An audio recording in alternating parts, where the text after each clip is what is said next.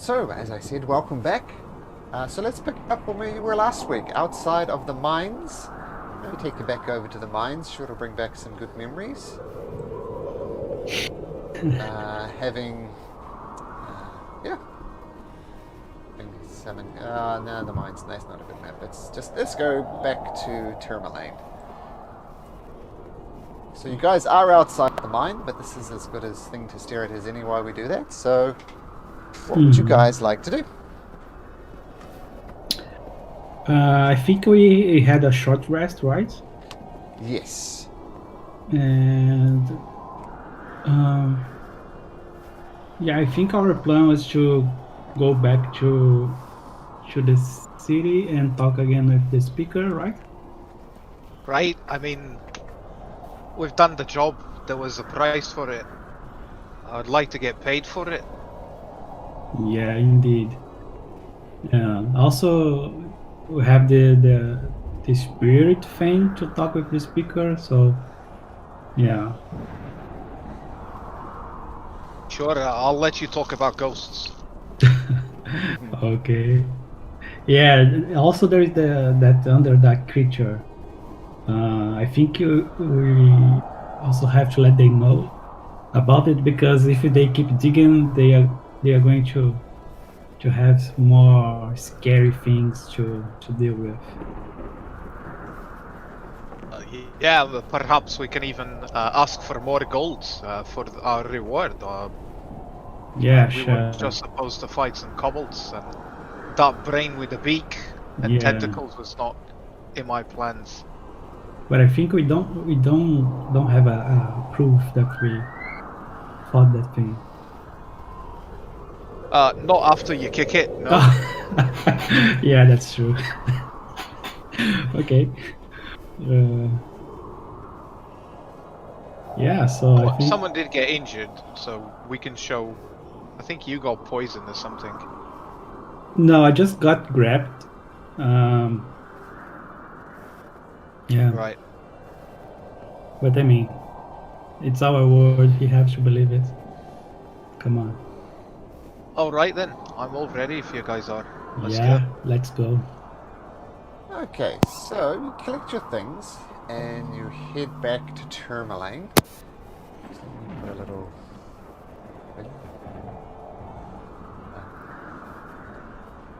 It's about half an hour, just at a casual pace. And you head back to Tourmaline. Things are a little less crazy out here. Oops.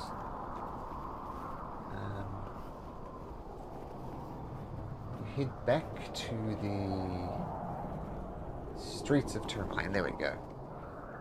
Things are a bit more pleasant here. People selling their wares. And you guys are right here. That little compass rose there. Mm-hmm. What do you wish to do?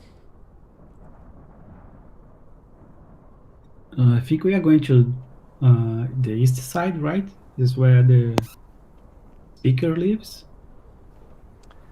Yeah. Yeah, it was somewhere there. Yeah, I think we were told the speaker lives at the east side. Was it the speaker we wanted though that gave us this job to do? It wasn't, was it? Or was it? It was the speaker. It was, right? Okay. Yeah. If I remember correctly, the main reason why we're here was to look for Hanwell. That we may not mention him again, but he's gone. And we don't know if he died or not, but we followed some tracks. We came here because of that, but I can't remember who actually gave us the quest to go into the mine. Was it just a boy advertising it? Okay. Yeah, we heard the boy, but also the speaker talked to us and he asked to. Fine, that's the bit I don't remember. Yeah. This was the speaker, and he was a half-orc. And what happened is, from memory, you met him at the east side, but you normally meet the speaker at a town hall, because that just makes sense. Yeah, that's right. Okay, so let's go now. The east side on the way to the town hall, I guess, if that's where we are. We might as well, hadn't we? Sure. Well, if you head over to the east side, it's much like you left it before. You remember the east side is where most visitors stayed in town. You met a martyr there who told you about her sick dad. I think you found out. But you can go inside, but the speaker is not there. But the easiest place to find him would be the town hall. So feel free to hang out at the east side if you like, or else you can just go to the town hall. I don't remember if Calder told us that her father is sick. I think he was the only one who saw her father, right? So I think we don't have this information. Ah, sure. Okay. Yeah. So I think we can go to the town hall if you guys have nothing to do here. Sure. Yeah, absolutely. Okay, so head over to the town hall. Like most town halls, it's functional, not much more. But you do make a quick inquiry, and before long, the town speaker comes out. If you remember, his name is Oris Matthew. He's a half orc, and he welcomes you back in. He says, welcome back, adventurers. So tell me, give me some good news about the mine. I need some good news in these times. Hi. We get rid of the kobolds on the mine. But yeah, we have also some, let's say, another subjects to talk with you about. Because it was not only the cobalt that we found there. This doesn't sound like good news. Go on, give me the worst. Yeah. Firstly, we fought a really, really scary creature. I think it's called Growl or something like that. Growl? What's the hell a growl? What the hell is that? I don't know. It's a brain with a beak. And tentacles. It's Brain just terrible. with a beak and tentacles. I pissed myself. But how we deal with it. It was it was dangerous, but we deal with it. It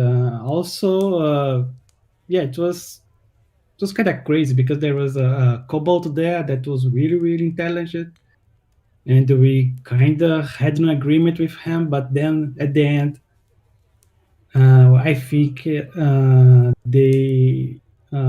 he was being possessed by a spirit, and basically we fought the spirit, but the spirit ran away.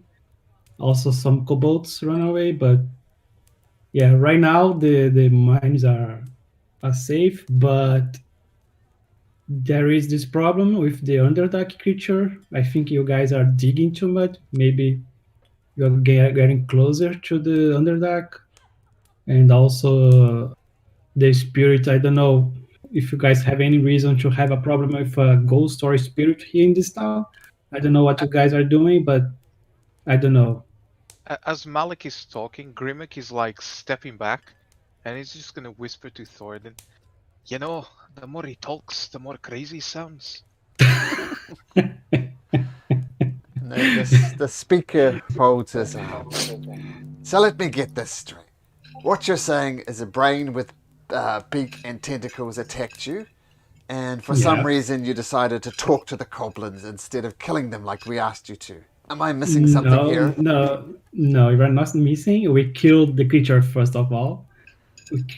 And on our way to the bottom of the mine, we encountered some kobolds. We fought them, but then we encountered this really strange kobold that was really, really intelligent, and he had an agreement with us. Like, he was saying that they were there just for shelter, so they could survive the winter, and they didn't want to cause any harm to the miners. So the idea was to get the kobold to talk to you and see if we could get an agreement to like have the miners back to the mine, and the kobolds would help you guys with the mine, and also would live there. But the problem is that with the end we discovered that this kobold that he was really really intelligent, this guy was possessed by a spirit, and yeah, that's also really strange for me, because what's the reason for a spirit to possess a kobold and want to, I don't know, to talk with you or have good relations with the town? Why a spirit would want that? It's really strange for us as well, but that's what happened. Yeah, we don't have any reason to lie to you. And you can go for yourself and check the mines. He beckons to one of the workers at the town. So go check the mine. Make sure it's clear. But so let me get this straight. These kobolds who took over the mine killed poor old James. You decided it was prudent to negotiate with these creatures. Am I missing something Right. here? Right. The first of all, do we know what causes ghosts to appear? I think it would be generally known that ghosts are restless spirits. They want to finish something that they can't finish in life. And once they finish that thing, they'll go back to wherever they came from. Okay. Right. There was definitely something weird going on down that mine. Okay. First of all, you're digging too deep to the Underdark. That's just begging for trouble. If it wasn't for the kobolds, something else is gonna start killing all your miners. Oh, that's a fair point, I must say. We are digging deep. These are desperate times. We are doing our best, but yeah, that's a fair enough point. But I do recommend that you shut down the areas of the mine that lead to the Underdark. That's what I suggest. But you're the speaker of the town. Regarding the kobolds, like my friend here, Malik said, he was really, really smart. He was definitely not himself. He was talking as if he was someone else. So we think he was possessed by a ghost. well, End of the day, is dead, and that's what you wanted. yeah, at the end of the day, Yeah. that's true. This creature, this brain on a stick, is dead. Fantastic. As soon as we can get confirmation that the kobolds have left the mine and we can retake it, then we can give you a reward. I have the No fingers problem. if you want. The what now? I have the fingers if you want. You bought me a kobold finger? Yeah, as a proof. Well, all I know now is there is a 9-fingered kobold out there. What does that possibly prove? Well, you know how hard it is to cut a kobold finger? I never tried it. What madman takes a Yeah, kobold's finger? that's why you have to have the kobold killed in order to cut his finger. I can assure you that. Well, all I can be assured of is there's a 9-fingered kobold out there. Yeah, you can go check there. You'll find the only the body there. There actually will be 20 9-fingered kobolds. They're stacking on top of each other wearing coats. I'll keep an eye out that for sure. I'll tell you what, these are hard times. I apologize for my cursed attitude. All I wanted was the mine cleared and opened. Tell you what, let me buy you a drink. How's that? And we'll wait. As soon as we get confirmation, 50 gold pieces to each of you. That was for Alright. killing the kobolds. Yeah? That was not to deal with Underdark creatures. And ghosts. Think I'm gonna buy you that beer now? Sorry, could you say that again? I'm not gonna buy you that beer now. That's alright. So you want reward for killing this brain creature? Is that what you're saying? I'm not saying it, you are. I just think it would be fair. Okay, well, here we go. A critical point in every session. The very first roll of the night. Make me a persuasion check. And we'll see how you set the tone for the dice. Ooh. Persuasion. Persuasion. Yep. Right, just average. Tell you what, if my man comes back, and the mind is clear, what did you do with the body of this creature? Is it still in there? What did you do with it? It's back to under the dark, where it belongs. You tipped it back down the hole. Yes. Gravity did. The half-orc speaker starts rubbing his temples. Is there any evidence that my man will find there of this creature being killed? Yeah, I mean, you can go to the room where we fought the beast. I think you can find the signs of the struggle and our fight there. But definitely the body is not there. During the fight, like you know how fight is. You never know what will happen. So yeah, I was grabbed by that thing. I was almost falling to the underdark, and then my colleagues here, they helped me. They saved my life, and yeah, the creature is gone. Tell you what, So this is the best deal I can do for you. Let's head over to the side. You buy me a drink, and if they come back with mentioning some type of strange blood or whatever, then I'll bump it up to 55 gold pieces a person. Can't do fairer than that. It's alright, we're all struggling with the winter. We'll take it. Okay, so you head over to the east side. Marta. Sorry, I spoke in behalf of the party. If anyone just doesn't agree with me, go ahead and show me up. So.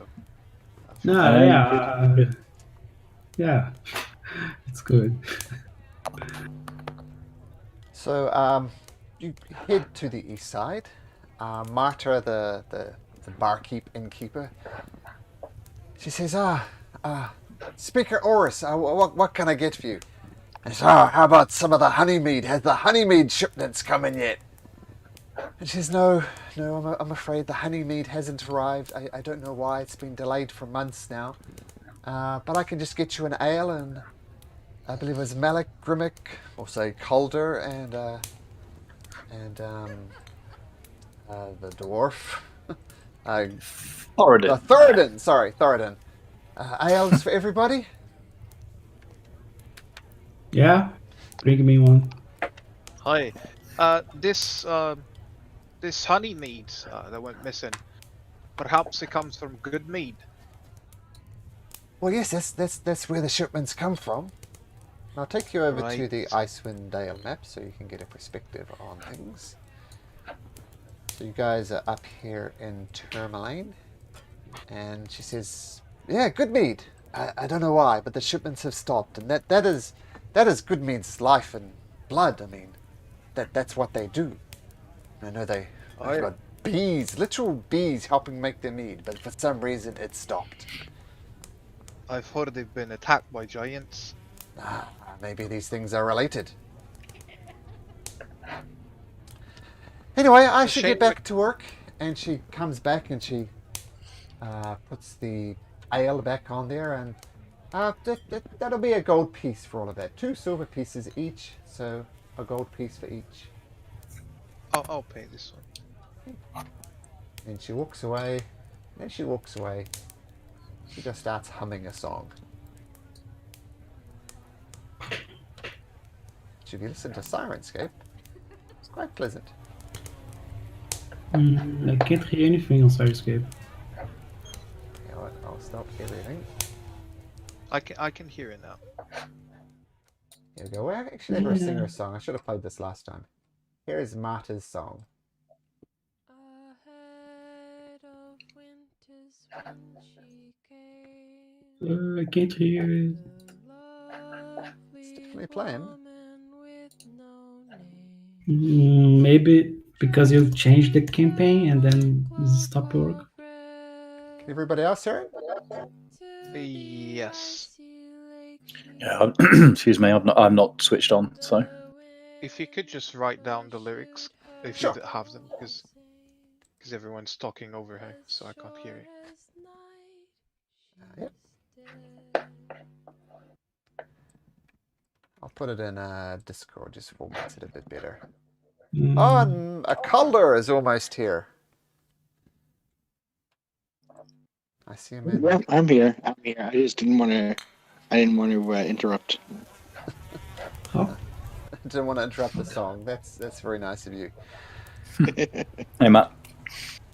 How's it So, going? I want to hear. so Marta brings out the ale. It's a gold piece for 5 ales. So someone's going to need to take care of that.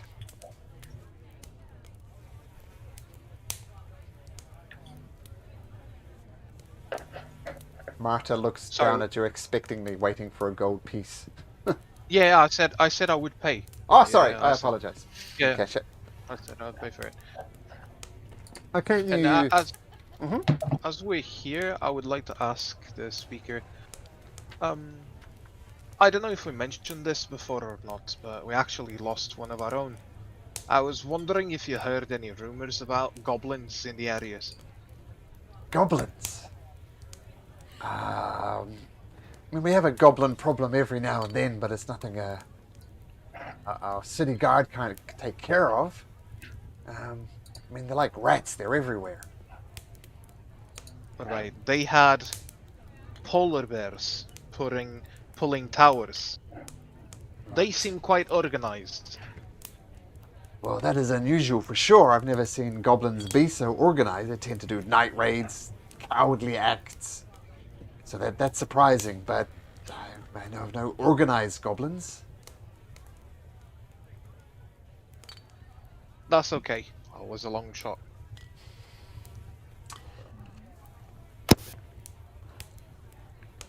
Before long, the messenger that he sent out to check out the mine comes back. He's huffing and puffing. Apparently, he ran to save some time. And he says, Speaker Oris, I can confirm that there are no more kobolds in the mine, but I did also find some weird tentacle things on the ground. I don't know what the hell they were. I just kicked them back into the Yeah. mine, but... Yeah, that's it. That's the thing. See? No. It appears I owe you an apology then. I believe it was 55 gold pieces for each of you. And he hands out 55 gold pieces to each of you. Whoa, nice. Big money. I need Should it. we add it individually or to the group party? I'm happy to share mine. So Yeah. Yeah, I I mean, he said he'd be handing it out to each of us, so I think we probably want to be putting that into our own personal thing. I don't know about you guys, but I have things I want to buy and accomplish. sure. Well, let's play that like that. Yeah, okay. I added to my own as well. Okay, with that, Speaker Oris slaps you on the back and says, good job, good job. At the end of the day, you did what you asked, and you've made a friend of Oris Mesthew at least, and a friend in Tourmaline. But I have business to attend to. There's this blasted winter. People are going hungry, so if you'll excuse me, I'll take my leave. Sure. Thank you. And whenever you need help, just look around. Just call us. Will do. And as he leaves, he gives Calder a big slap on the back and then leaves.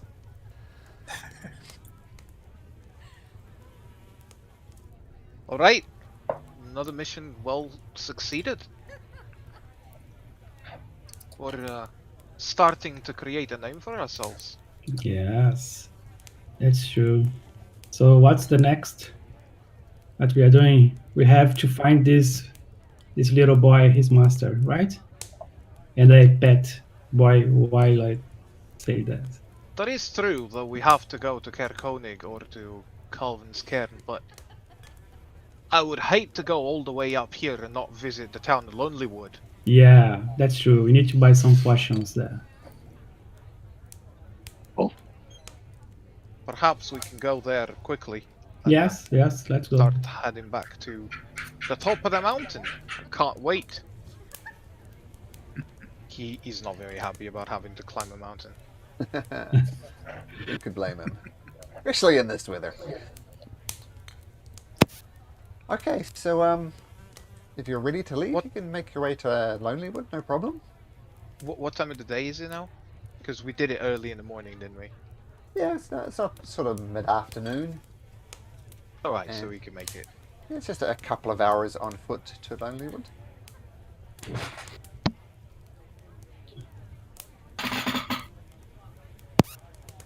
Come on, boy.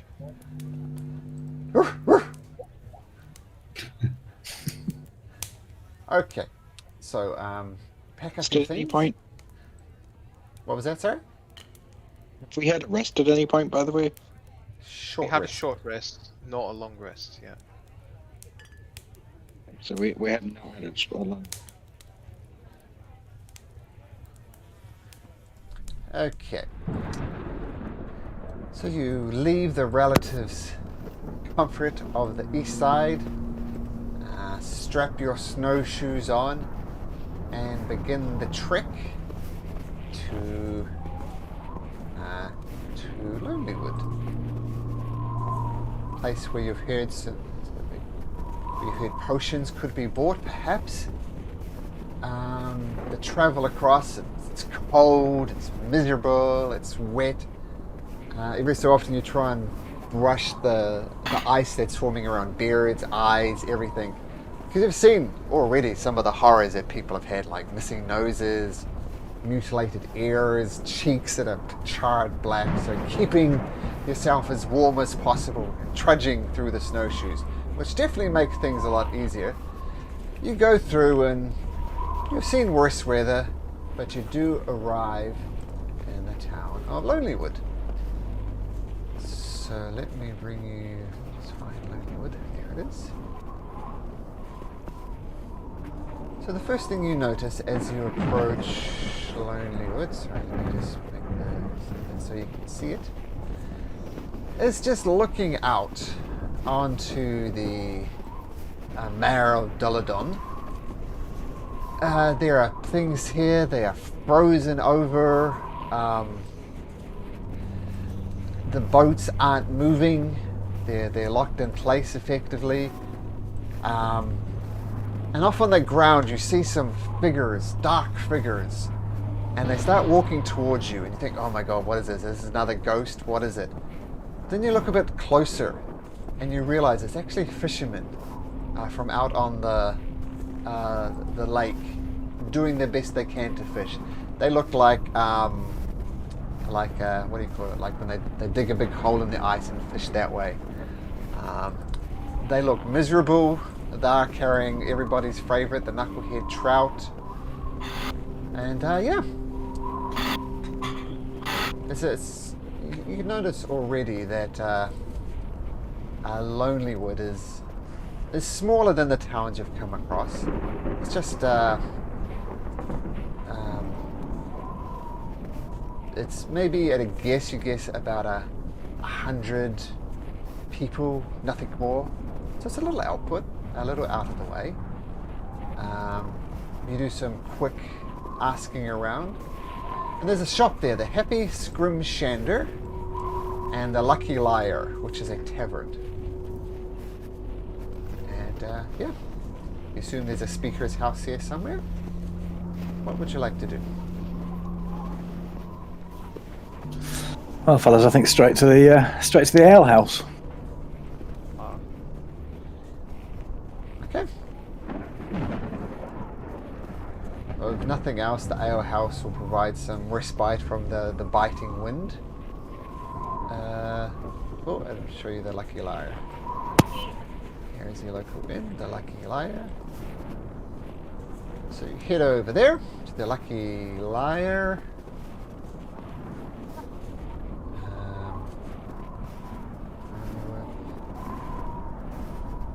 Just 1 second. Okay, so you come in from the cold, you enter the Lucky Liar Tavern.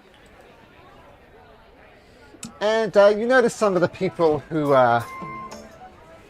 came in from the docks, the fishermen, head straight for the Lucky Liar.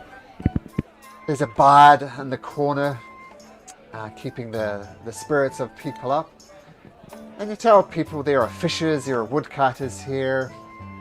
And they start talking and gossiping and the ways things do. And this raven-haired barkeep who comes up and says, "Hey boys, what can I get for you? Welcome to the Lucky Liar." Hello there. Quite a nice place you have here. Well, we do enough. We pay the bard to keep the music going. Yeah, we do our best in these trying times. Do you know why the name? Why is it called Lucky Liar? Oh, I inherited this. It's been called the Lucky Liar for as long as I can remember. So much so that perhaps it's been lost. Anyway, what brings you to Lonelywood? Well, first our thirst. We're looking to drink something. Secondly, we were looking to perhaps buy some potions. We heard someone in Lonelywood perhaps could help us with that. Oh, you'll need to speak to our town speaker, Speaky Nimsy. It's Nimsy Huddle. She's a heart as pure as a day is long. Which is an unfortunate turn of phrase when the days are so short at these moments, so forgive that slip up. But speak of Nimsy. Good, decent, hard-working halfling as you're ever likely to find. Also, I heard about a dreaded white moose that was attacking loggers and trappers here on the Lonelywood. So, you have more info about that? Oh, yes. We do have some problems. You can speak to Nimsy about this, but basically our loggers have been terrorized by a white moose, if you can believe this. And some speakers swear that the moose spoke to them before it chased them off. But the beast have eluded our hunters, we're sent to kill it. And quite frankly, we just spend on the forest for our survival.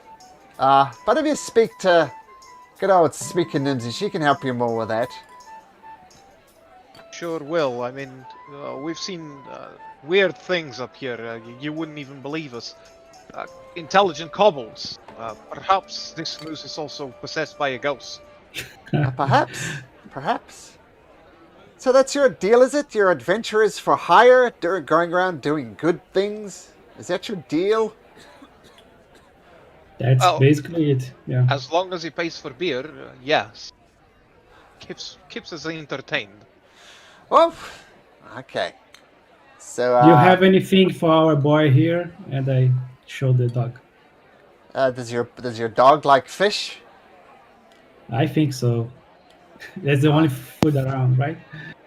Okay, so I'll bring you a round of ales. Unfortunately, don't know what's happening. I'll tell you one thing I can tell you for free, no questions asked. You know, I think those people down in Goodmead are hogging all the honeymead for themselves. Pack of no-gooders down there, if you ask me. I mean, in these trying times, we need to bring together. And if you ask me, they're just hogging all the honeymead for themselves. Selfish bastards. Each and every one of them. It is a long way to track to bring me, to be honest. And it is dire times. I heard they've been having problems with giants themselves. Selfish, if you ask me. What, to be attacked by giants? No, selfish to keep all the honeymead for themselves. I mean, if nothing else, I mean, this... Don't get me wrong, the ale we serve is of the finest vintage, but nothing beats honeymead. We'll be the critics of that, but... Well, we perhaps could investigate this. We have our hands full as it is, but... Well, if you get the honeymead flowing again, I guarantee you'll have a friend in Lonelywood, a friend in every person in 10 towns. If you get the honeymead flowing again. One thing I just forgot to mention, as you're approaching the outskirts of the town, you see a simple wooden structure, and there's 5 fully grown knucklehead trowels just out there in the open, like about 300-400 feet outside of town. Oh, this is outside of town. No, you're inside of town, but outside No, of town, Yeah. as you were approaching, I just forgot to mention this, as you're approaching about 300-400 meters before you got to the town, there was all these knucklehead trout just out in the open. Oh. Not statue, right? Actual fish. Actual fish that you assume was caught that day. That fresh. Are we allowed to roll anything if we're still there? Yeah. Sure. Because I Let's- wanted to check if there Let's are any rewind the tracks. clock. You go travel back in time, and as you approach Lonelywood, you come across a wooden structure with 5 fully grown knucklehead trout. It's like about 3-4 feet long, so they're decently sized fish. They were caught that day. They're starting to freeze a little bit. I would probably let someone better than me at this, but is there any sign of struggle around? Any tracks away from this place? You can make a survival check if you like. As I said, if someone is better than me at this and would like to help, please go ahead. Can I roll a perception to see if I can? Well, first of all, survival for the tracks. Okay. So what Grimmick says, you do see some tracks. You ascertain 2 things. Number 1, these were placed here fairly recently. And 2, the tracks come here and then go back to Lonelywood. And if you want to look at the fish more closely, that would be a perception check. So if you want to perceive, if I look at the fish, Malik, you can perception check that. Okay, I want to do that. So, I mean, you look closely. I mean, why is this out here? It seems odd. Food, as you know, is scarce. People do eat knucklehead trout for the most part, and it's keeping them alive. But there's no real reason to throw away some good fish. You see they've been carefully tied to it with some fishing twine and kind of wrapped around their gills, so they're hanging tail down. Yeah. Okay. Beyond that, you don't really pick up much. So I say to the group, hey guys, I think I'm gonna grab this fish. Maybe those. Oh, wait! I wouldn't touch them, okay? Right. Why? What's happening? We know each town has their own sacrifice towards Oral around this area. Yes. We've seen human sacrifice as well as worm sacrifice. Perhaps I see. this is their sacrifice. But I mean, these fish look perfectly nice, and I would eat them. Anyone would. That's what I'm thinking. There is no sign of struggle, so I can only assume they were left here for a reason. I would hate to be the one to disrupt that reason. But also, I think when we were approaching, we saw some silhouettes from the fishermen, right, Malcolm? Mm-hmm. Yep. So I think the guys maybe, I don't know. Yeah, it can be like they left it here for some reason. Yeah. I mean, if you're hungry, please help yourself. No. Yeah, the idea was to grab the fish and ask around to see if we find the owner, but I mean, it's fish. I don't know if a fish has owner, but the idea was to ask the fisherman if what happened, but yeah, we can leave it here, and I don't know, maybe asking the inn, the tavern. So asking the inn. Oh, go on, Thoradin. Yeah, I was just going to say, Thoradin, I think would like to have a look at what the fish are hanging on, see if there's any kind of signs of, I don't know, scratches, animal markings, that sort of stuff on the actual sort of shack rather than the fish themselves. Sure, I think that would be an investigation check. Okay, cool. Not bad. Wow. There's definitely some claw marks on the wooden structure.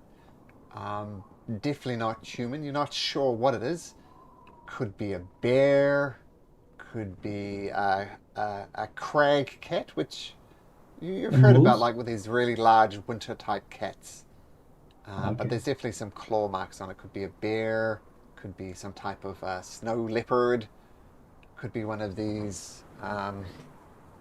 Could even be a yeti. You've heard of yetis wandering around these areas. But definitely a largest creature's claw marks are on this.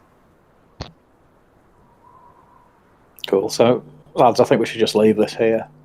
You can see these marks. That's obviously there to keep whatever this is away from the town. Is this mark fresh? I think with Like, Thoradin's investigation check, hard to say. There's definitely like lots of claw marks on it, but it's hard to distinguish between the yeah, flesh. because what I think is like if there is a beast of some kind that attacked the people here, the beast would probably eat the fish. Like if it was a snow leopard or I don't know, a bear or something, they would eat the fish, right? In my experience, fish don't come flying out of the sky for you to eat. Yeah. They have a reason to be here. I recommend us not to touch and inquire in town why the hell are they hanging fish away from town. It's like they're drawing something here, animals, or something.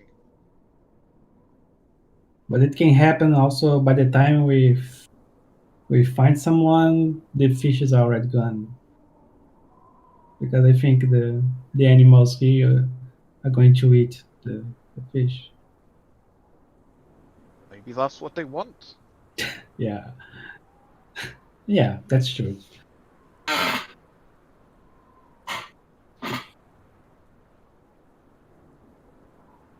Yeah, you said that you can see the footprints going inside the town, right? Malcolm. Yeah. So with the survival check, the footprints, there are some footprints other than yours that have come from Lonely Wood to where the fish are and then back into Lonely Wood. Okay. We can fast forward to the town. Yeah, let's jump in time. Back in the Lucky Liar. Your drinks arrive. Before you go, we noticed some fish outside of town. What's the deal with that? Well, my dear. As you no doubt know, Ariel the Frostmaiden, everybody knows she's behind it. A few people swear black and blue that they've seen Ariel out there. Rumors have it that there was a literal frost giant, if you can believe that, riding around on a giant mammoth. And someone swore they saw Ariel sweep down from the sky and just rip the giant apart and rip this mammoth apart. Might be a tall tale, I don't know. But, we're not barbarians here. We're not, those idiots in, Targos, Brynshand, or Easthaven. Bunch of brutal, primitive people, if I can believe. They sacrifice humans there. We're not as crazy as him, but we still do make sacrifices here in Lonelywood. So every day the fishermen come back and they lay out fishes on the edge of the town as a sacrifice to Oriel. So all the barbarians and those other sounds are sacrificing themselves. We sacrifice food. And we suffer for it, no doubt. There's always at least 5 fish out there. We come in the morning. It's gone. Might be some wild animals. It might be Oriel herself. But we know, what other motivation could she have for this endless winter than to make us suffer? So we'll feel if we suffer a little bit with our hunger, maybe that'll appease Oriel. Speaking of the drawings and the sacrifice, have you heard about the murders that also are happening there? I heard there was problems in Brynshander and Targos. Some murders there, but these are trying times. You heard anything about the caravan that travels between the towns? We are kind of looking for them, to have a talk with them about those murders. So, Pork. So Pork, You I have- think, is the leader of the caravan. I know, Torque. Yeah, he comes there every so often. Everybody knows he goes around and he nicks stuff from other towns and then sells it. But he brings stuff that other people can't bring. He brings in his heavy laden dog sleds and hands them out. I haven't seen him for months though, to cut a long story short. To be honest, he tends to hang around in the bigger cities. Not a lot of business here in Lonelywood. So is he responsible to bring the home meat, the honey meat? Oh no, Or no. Good Mead provides their own transport. That I don't think they trust Torg with the honey mead, quite frankly.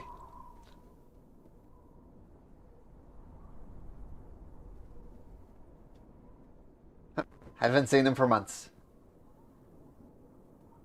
okay, thank you. I found where this person is still. Do we have any lead on where they last went? I don't think we do. Nope. Not been, I guess. I haven't written anything ever since I wrote Torg, and that's the only lead we have. I mean, the only lead you really have is he travels from town to town to peddle his wares. We didn't ask that information on Thermalane, right? We forgot. I think you did You're ask. right. I think you're right. I can't remember. I think we did. Yeah, maybe on the way back we can ask. But we did ask in Targos, where you nearly got us all killed by assaulting a speaker. No, he insulted my friend first. Yeah. Of course.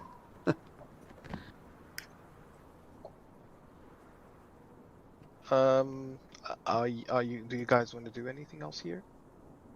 Potions. Where's the And potions? potions. Yeah. Speaker's house, right? There's this moose on the loose. Yeah. What do you guys want? You guys want to run moves, or what do you guys thinking? What kind of time of day are we in? It's early evening. Okay. Would it be rude but to first- knock on the speaker's house if you wanted to do that? It's not that late. But first, Oh, we could potter down to the shop maybe. See whether that's where the potions are. He said earlier it was we should speak to the speaker to get the potions. I think, right? Oh, Yeah. okay, yeah, no, fair let's point. go there, and then we can ask about the moves with the speaker. Fair enough. Okay, so you leave the Lucky Liar, and you head through the streets of Lonelywood. As we walk past the Happy Scrimshander, what kind of things do they sell? Is it just Scrimshander? No, it's not. So I just get my notes. So the Scrimshander, just looking inside of it, it looks like useful supplies for the fishermen and for Scrimshanders themselves, like needles, knives, inks, waxes. Oops, excuse me. So it is more or less for people who take in the art of Scrimshander. Scrimshandering, if that's such a word. Alright. Yeah, I just found out what that means. I didn't know. Yeah. Okay. As a native speaker of English, I didn't know it either. But there you go. D&D is also educational. Yes. So you head over to the speaker's house. You, what do you do? Do you knock on the door? Before we knock on the door, Calder's just gonna tap Malik on the shoulder and just be like, "Okay, like this Hey. speaker, let's be really nice, okay? Yeah, if he is also nice with us, right? Even if he's not, let's just brush it off, take a deep breath." Yeah. Okay. I'm sorry. I'm sorry about that day. It was a bad day for me. Okay, so yeah, I think I'm fine now. So Hey, Calder, I know you're the quiet type, but perhaps you want to practice your social skills? Why don't you go and knock on the door?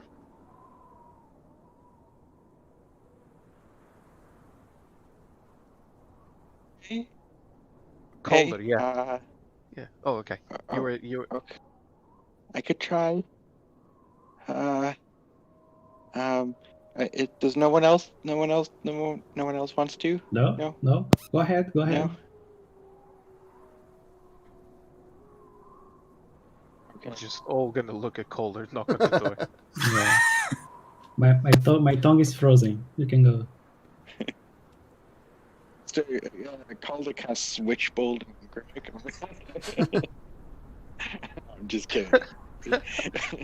It probably doesn't even dodge. I'm kidding. I'm kidding. So Calder's gonna sort of. He's like looking down the whole time, and he kind of shuffles up to the door and sort of like. He doesn't even knock. He kind of like. Like a teenager, how they kind of shuffle from foot to foot, and then like sort of kicks the door twice. Okay, so Coda kicks the door twice, and you hear a whole lot of footsteps coming down the stairs, and then the door flees open, and in front of you see about 5 or 6 halfling children. So these are like short, like extra short, because they're halflings and they're children. And you hear one of them say, "Mom! Mom! Mom! We got visitors! Mom! Mom!" And you hear a voice, "Okay, come upstairs, come up. Everybody back upstairs." And all the kids just run upstairs. One kid trips on the stairs, gets back up, flies up the stairs. And you see before you a halfling woman. Let's just... as she's looks middle-aged. She seems pleasantly pleased to see you, even though she's never seen you before. Oh! Come in. Never let it be said that the town of Lonelywood and Nimsy is not welcome to visitors. So come inside. You look hungry. Come in. And she grabs Calder by the hand and starts pulling him in. I was gonna look back frantically at the others and be like, Yeah. he's like holding his hand out, like, come with. Oh, look at that, lads. He's becoming a man. Yeah, I look proud to him. Yeah, good job. Come in. So Thoradin. Come in from the cold. Thoradin? Yeah, no, he's just going to follow in first. He's interested in getting inside. So. Okay, so she drags Calder up. Says, "Come on, don't be afraid. Everything's fine here." And she says, Scoop. Go take those cookies out of the oven for me, if you could. You take the cookies out. And the little child, who you assume is Scoop, rushes over to this wood-fired oven and opens it, and he's about to grab the tray. No, use the towel. You burn yourself. And he takes a towel and he puts it on. Anyway, sorry for the slight craziness, but my name is Speaker Nimsy Huddle. It is a pleasure to meet you. Yeah, it's also a pleasure to meet you, Miss Nisin. Our friends here are just visiting the town and want to buy some potions. So the people on the luck line said that we need to talk with you if you want some potions. Well, I tell you what. Before we talk any type of business, you look hungry, and she looks at Calder in particular. She says, "Let me bring out some cookies. Get you something to drink, and then we can talk about some business." How does that sound? That sounds Fine. lovely. Yeah. Do you live by yourself? Is there no Mr. Huddle? No, Mr. Huddle, unfortunately. It's just me and the children here. Oh, that must be a handful. Oh, it's a handful. I'm the town speaker here as well. But we make do. It's fine. You mentioned you had cookies? Oh, sorry. And she goes over and gets a plate out, takes the freshly warmed cookies and puts them in front of you and hands you out just water.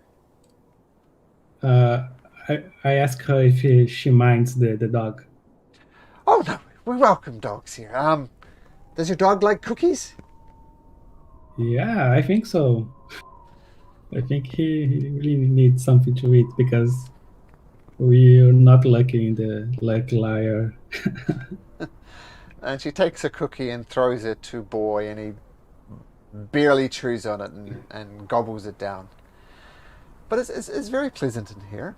The smell of cookies, if nothing else, is a pleasant smell. There's a fire crackling on the hearth as well.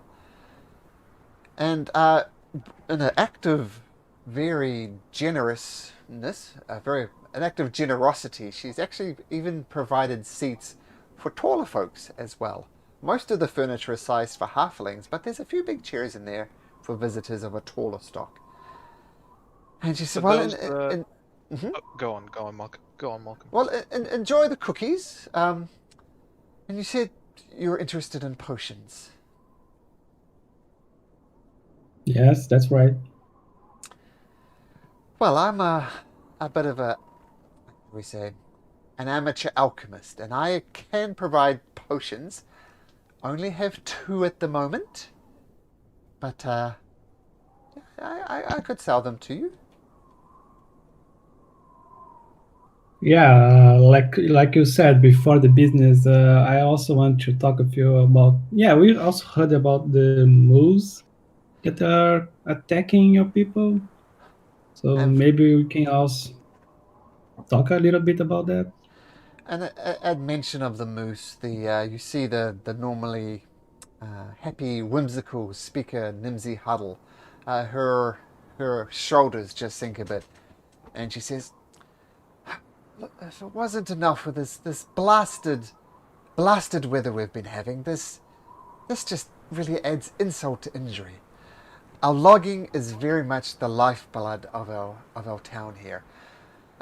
Business has been a little slowed lately because, quite frankly, a lot of our logs have gone used to fix the ships.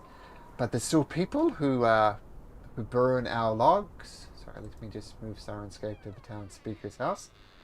And yeah, so there's still a lot of business, and it's been crippled. And our loggers have been terrorized by a white moose, if you could believe this. But not only a white moose, it's a white moose with some type of vindictive streak to it. So much so that we see blood and gore hanging off its horns. It's just not nice. And we've sent out our best hunters to kill it, but so far it's eluded it. And I wouldn't be wouldn't be a very good town speaker if I let a dumb moose get the better of us. Forgive me for being so forward, but will you help?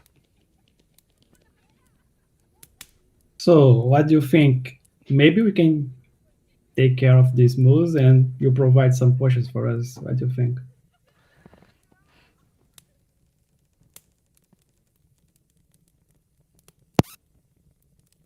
Sorry, I missed that if that was to me. Sorry? Okay. Yeah.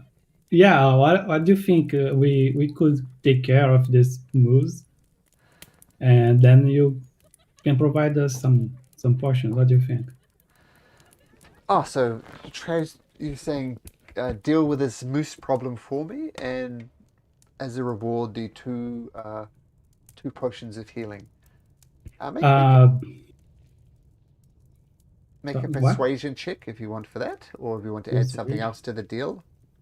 But before I do that, does the group agree? Because I don't know if you guys are with me on that. Because All right. is that fine? Okay. As long as we get to keep Yeah, the meat, yeah. Yeah, Grimmick will just suggest that if he's a white moose, we keep the skin because we might want to sell it. Okay. If we have to kill him, of course. He's not that. He doesn't want to kill him if we don't need to. I think that's a fair deal. I can give you 2 potions of healing, and you deal with this problem with us. If you want to keep the skin of, if you bring me a white moose skin, and proof that it was the one terrorizing us, then absolutely, we have a deal. can you keep the skin afterwards? Bring me the moose first. Bring me the head of the moose. That would suffice. And if you want to skin it, Does the moose have fingers? I'm sorry. You're looking into hunting a moose, What? and you're asking me whether a moose has fingers. Perhaps you are not the person No, I it's was hoping no. for this. Sorry. It's just a joke. I forgot what. Okay.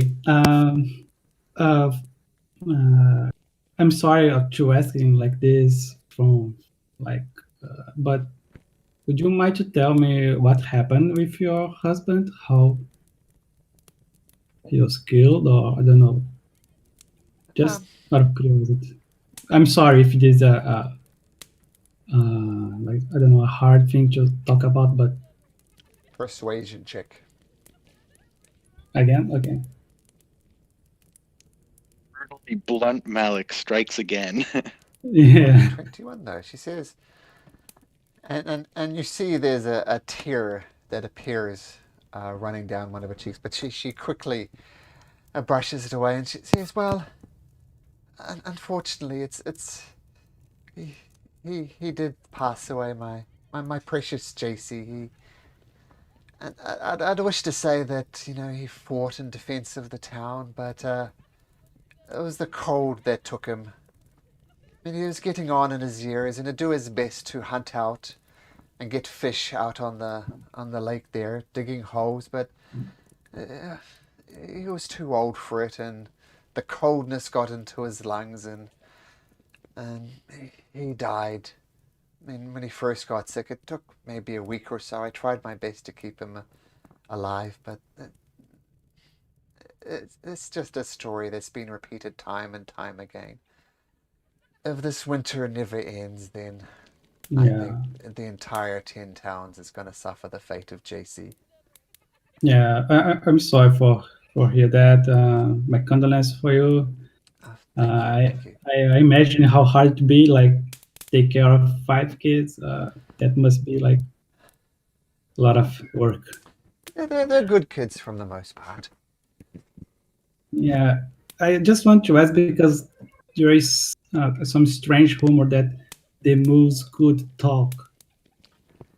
So I was thinking maybe the moose is a druid. And I don't know why I thought maybe your husband was a druid. It just crossed my mind. I'm sorry again for that. I'm sorry, but it's just something that crossed my mind, and I want to speak. But yeah, And when you say that, tears start streaming down both my eyes. Are you suggesting that my husband, JC, who I very explained was a fisherman, has become an evil druid and is terrorizing the village of Lowland? no, Is that what you're saying? I'm sorry. I'm really sorry. I'm really sorry. I'm really sorry. It's not what I meant. It's just I was just thinking that the moose maybe is a druid. It's just it. But you said that your husband was not here, so I just was thinking before you're saying that he died. So that I'm just being really honest with you here. I So I'm love sorry Malik's again. I social didn't. skills. Or lack of Yeah, social it's skills. They're terrible. great. It's terrible. Yes. But she dries her Even though I eyes. have high charisma, yeah. She Even though I does. have, yeah, I think all my charisma is just the looks because I can't talk at all. Yeah. But she brushes the tears from her eyes. Says, "Oh, well, okay. So, it's late. You're more than welcome to stay here if you like.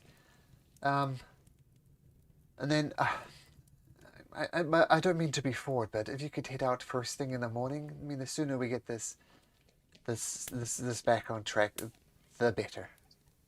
Yeah, we don't want to give you any trouble. Maybe we can find somewhere else to sleep because it's quite a lot of people here in your house already. So we don't want to give you any trouble. Well, solve the trouble for me. Get rid of this white moose. So what do you guys think? Yeah, I'm happy with that. We can That head sounds off. good to me. Have a rest. Head off first thing. Before we all break for the night, I'm just gonna look. I'm sorry. What was her name again? Nimsy. Nimsy. I was thinking Nimby, but that's not right. I'm just gonna look Nimsy right in the eye and just like I'm too nervous to like speak out loud in front of the group, but I'm just gonna quietly in her mind using my psi crystal. I'm just gonna say sorry for my friend. Sometimes he says things in a really blunt way, but he's a good person and he means well. Don't take it personally. And Calder is looking her in the eye when he's saying this. Yeah. She looks around slightly confused, but she does put two and two together, and she rushes across the room, gives Calder a quick motherly hug, and then starts going about her business. Make yourself at home. If you want to stay the night, you can. Okay. I am in the couch. I imagine this is like a nice, comfy. It seems like a nice, comfy home. Are there any nice materials anywhere?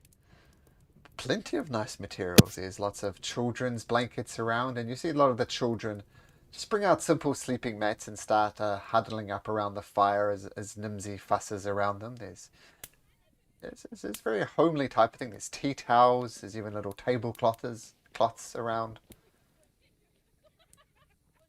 That's good to know. Thanks.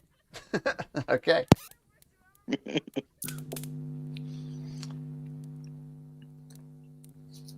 She brings over some blankets. Says, are you gentlemen staying with us for the evening? Yes. Okay, so she lays out some simple sleeping mats, hands you a blankets and a straw stuffed pillow, and says, make yourself at home. I'll be retiring myself soon, but help yourself to the rest of the cookies, and I'll see you come morning. Okay, thank you, Mom.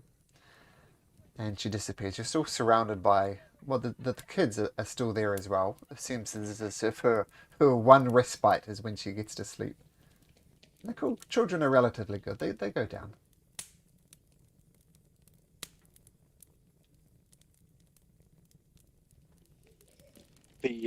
While the light's going down, you're gonna if anyone sees what Calder's doing, any shadows that he sees around him, he's basically gonna move toward the shadow, and as he does so, the light from his crystal on his head lights the shadow up, and he just smiles. He's happy to not be covered in shadow for the first time in a long time. I look to Calder and then I ask, hey Calder, I was noticing that you, every time you have this chance, you grab some leather or some cloth. What are you doing with those cloths and leathers that you grab?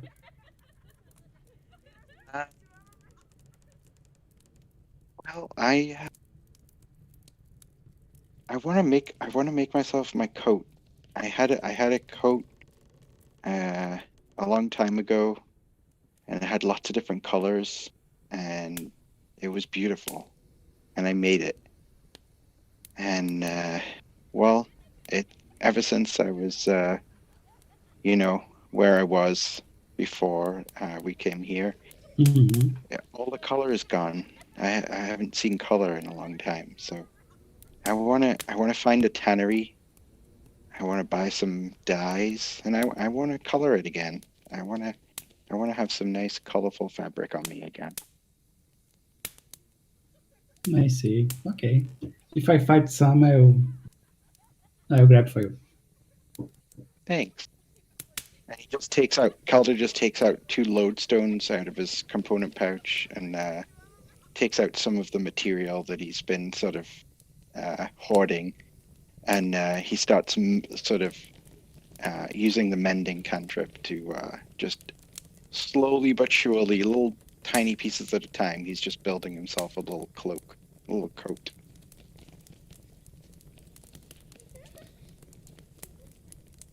Nice. Sorry, guys, I had a phone call. I just came back. I lost about the last 5 minutes or so. I heard about the No club. worries. That was a good one. Oh, About both. nice. No worries. The speaker's awesome. That's basically what I got from it. Yeah. I would like to ask the DM Mm-hmm. because moose are not usually white. Mhm. Things are white for genetic mutations, but do our characters know any other reasons for a white moose? A magic reason? Um, Make a history or an arcana check if you like. so I can choose. I'll Yep, choose you Arcana. choose. Clueless. Not completely clueless. I mean, the white moose is interesting in that you'd expect it to basically be dead by now. It's an unusual the terrible ways we humans are. The rarer something is, the more desperate people are to hunt it. And a white moose would be an example of that. Something that is valued and that you could kill. You could get a lot of money for its hide. So it's unusual in that sense, but it's not unheard of. But you know that a white moose would be a valuable target for a hunter. Okay. And if I may, I don't know if we're all together or not.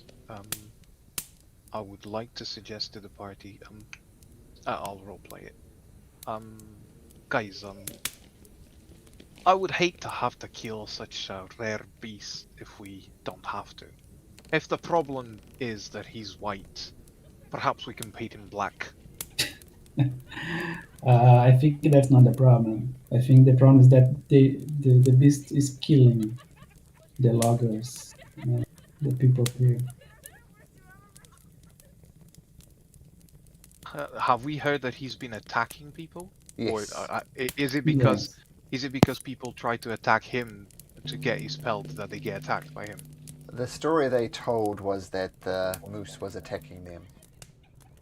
And as a result, they're no longer allowed to they can't log the forest. Okay.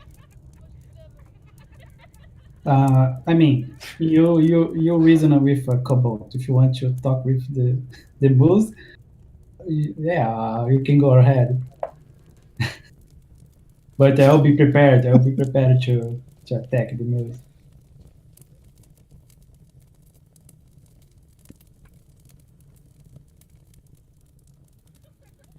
Exactly. You got my reference. Mm-hmm. All right. Yeah. Let's try to talk to the moose. I'll be curious to see what kind of things the moose Okay, has to but say. why is the reason why you don't want to kill it? Well, why is the reason I want to kill it? Because we are being paid to kill it. I know I'm one for gold here, but I really hate to kill stuff that if we don't have to. I see what you're saying, and I also agree. But Especially just because he's different. yeah, I see what You you're get the saying. feeling that Grimac is like, perhaps because he's a dwarf, and other people look him as a dwarf, rather than something else that he could be. And he's like going against killing something just because he's different. Yeah. My only problem with the moose is that it is attacking the people and killing the loggers. So that's my only problem with it. But Right, yeah. and if we can't fix it other way other than killing him, for all means, let's kill it. Let's try other approaches first. That's all. Maybe you want to tame it, and then you can ride a white moose. It would be awesome to see. Maybe boy can ride him. Yeah. So as far as Thoradin's concerned, he's thinking, well, actually, he'll just say to Grimmick, if you want to talk to it, that's fine, because that means it's looking at something else when I hit it. Right. I'll be looking at you whilst I talk to him.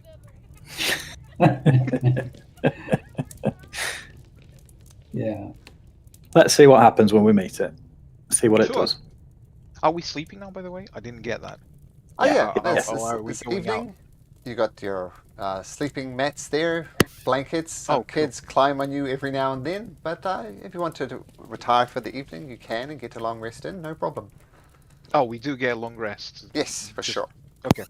The kids don't. Really As I am done off my armor, I will get the symbol, the part of my my what's called I don't know, shirt or thing, I think, that has the symbol of the gilded eye, that is the from my order, and I'll cut it and I'll give it to Calder.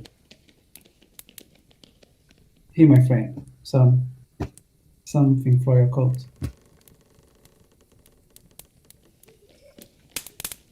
I appreciate that.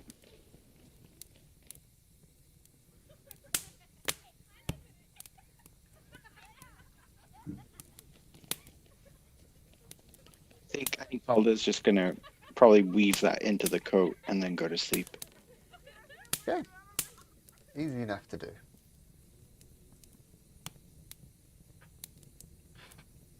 All right, so you get your long rest in.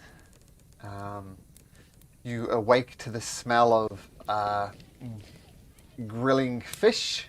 It seems as Nimsy has gotten up before you and prepared you a simple breakfast. It is knucklehead trout, but she's also baked a few scones for you. I was getting confused. In Canada, they say scones. Where I grew up in New Zealand, they say scones. So, take your pick. But I will say scones since I live in Canada at the moment. And she's, In the UK, they Yeah. say it both ways. So there we go. Mhm. There we go. Both New Zealand and, of course, Canada were colonies of England. So there you go. That makes sense. Scones. So she's got some scones and some scones for you and some fried knucklehead trout. She's, morning. I prepared you this breakfast for you. Gotta need your energy when you hunt down that white moose for us. Yes. While you are at it, can you tell us where the last place that this moose was? Well, basically, what I'd suggest, just drag her across to the other map. Yeah, just head off into the forest. I mean, this is our livelihood. So if you head into Lonelywood, I'm not sure if any of you are school trackers, but just head out in the wood and start looking. Maybe it will find you before you find it. But I see. you just need to go into the forest and look, quite frankly. He's Not just gonna raise his hand and just say, "Excuse me," in like the quietest little voice. You have to speak up, love. I can't hear you. Excuse me. Yes? Where was the last place they saw it? Where was the last place it attacked? The last place it attacked. Let's see. It was about 1 hour. If you head directly east into the forest, that was basically the last place where we logged wood inside it. So that was the last place that the moose attacked. Do you mind if I ask Silent. you if you would share with us the ingredients that you use for the potions, and if we come across those ingredients, if you bring to you, do you mind brewing some potions to us?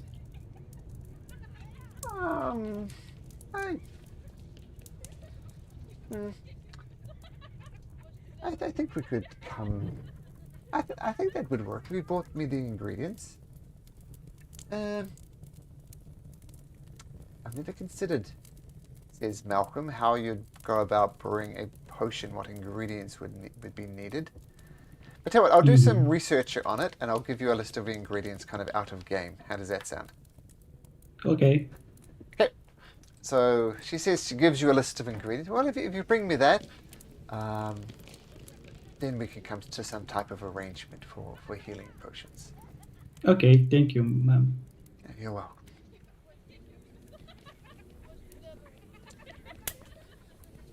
Off we go then.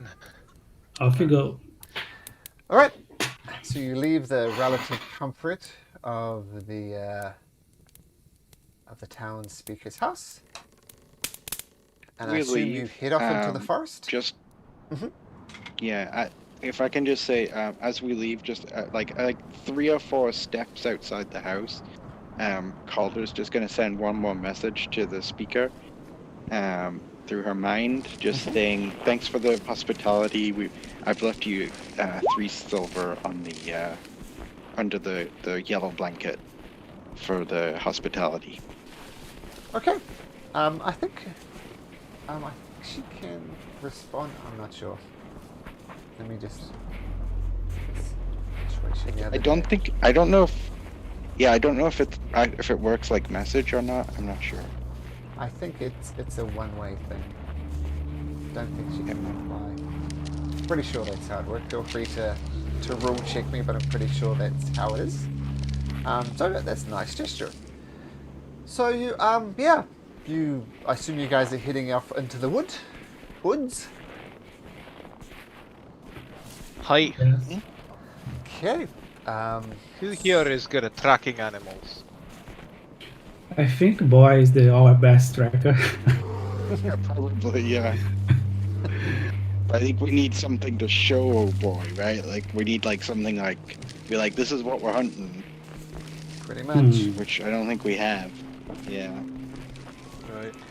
Perhaps until we find the signs of struggle, we need to do it, and then we can have boy trying to find the smell, the scents. Yes.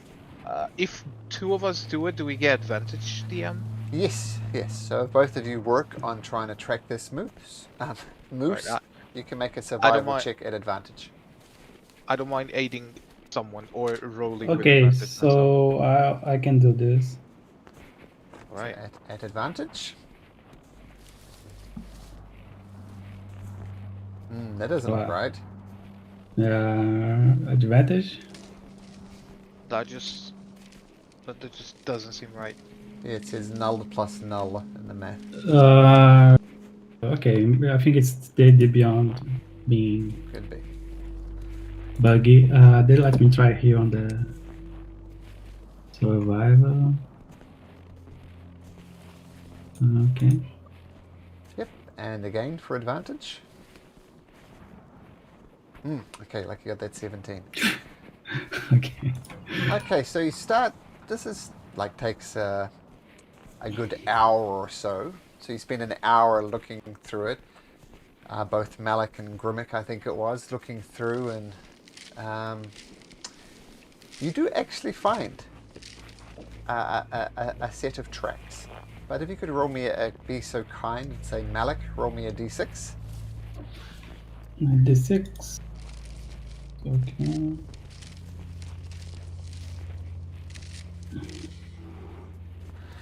Okay, so you're pretty sure these are moose tracks, and you follow them. Let's say this takes about an hour or so, and you see off the distance. Yep. Can we before moving? Can I say to boy to smell the tracks, the footprint? Okay, so we'll say then in classic dog way, he starts sniffing around, jumping around, and leading it. Then he stops, and he looks ahead, and you all crouch down and look ahead, and you see a moose indeed, but it's a plain old ordinary moose. Is the white one? Nope, just a normal brown moose.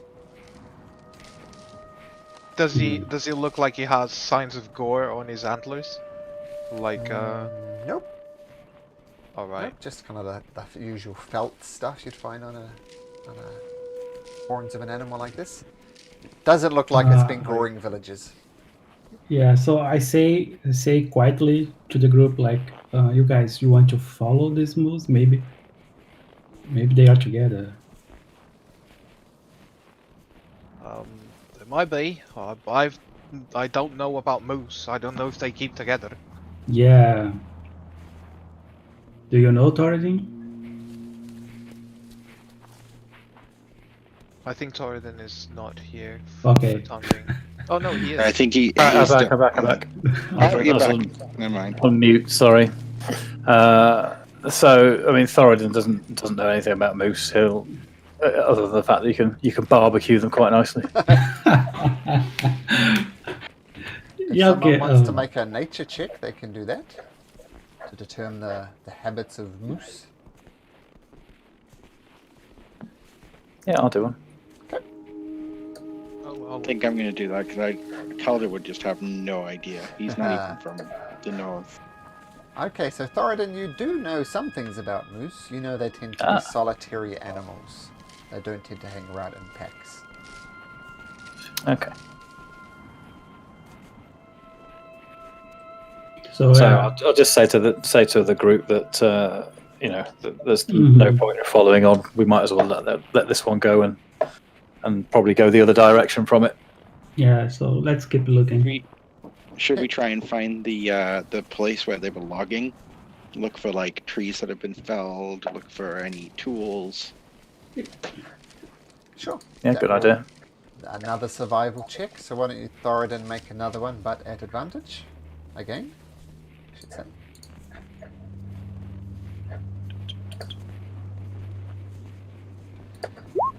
Okay, you spend a good hour looking around for any sign of tracks. Unfortunately, you don't really find anything.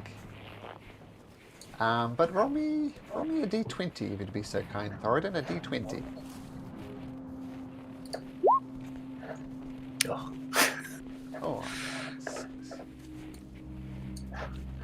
You don't, as I said, you don't find any tracks. You come across some tracks. You're not entirely sure what it was, but you figure it's worth traveling because it's the only tracks you find. And you follow it for a good hour or so again, and off in the distance you see it was in fact a brown bear making these tracks. And then brown bears lumbering off away from you further into the forest.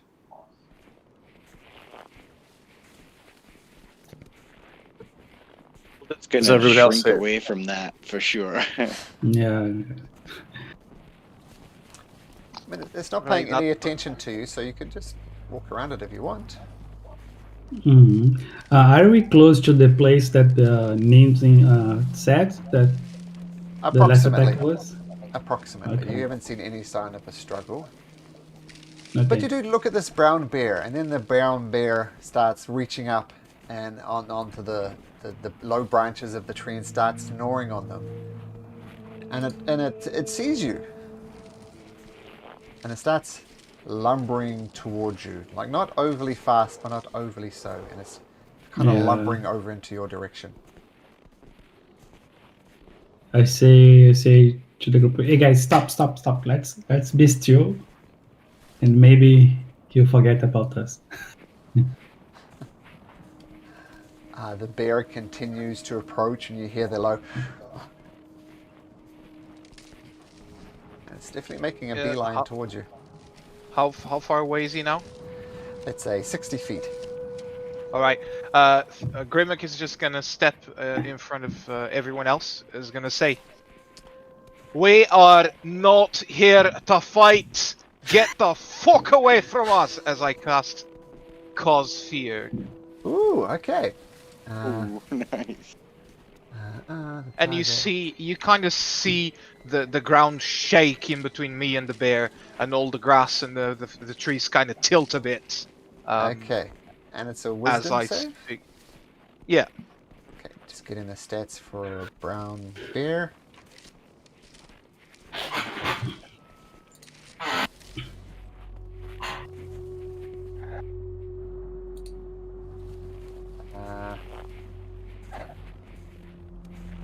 So let's see. So what's the DC on the fear spell? Cause fear? It is 14. 14. Okay, the bear looks momentarily shocked and it shakes itself off, and it still continues coming towards you. All right, that didn't work, lads. But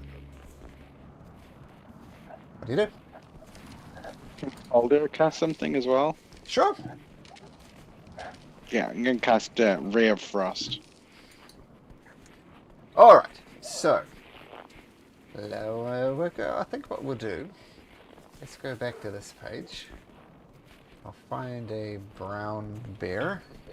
And I'll put it. So let's say the brown bear is down here. 19 inches. So the grid is all set up. So let's say it's about 30 feet away. So down here. And let's roll initiative, but yes, you can get off your Ray of Frost thing. A rifle boy as well. This bear starts lumbering towards you.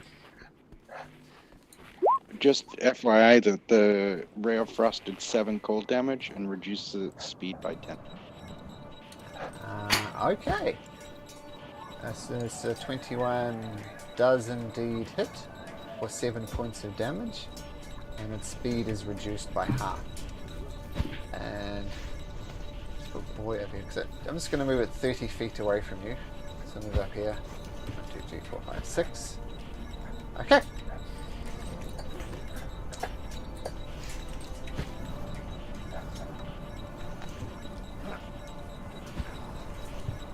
Okay, so the Ray of Frost goes off. Its speed is reduced by 10. So it's got a natural speed of 40. So it can get up to you. Oh damn! Uh, I thought it'd be 30. I thought we'd have an extra round. well, we did try to scare it. I said it was 60. It's moved up to 30.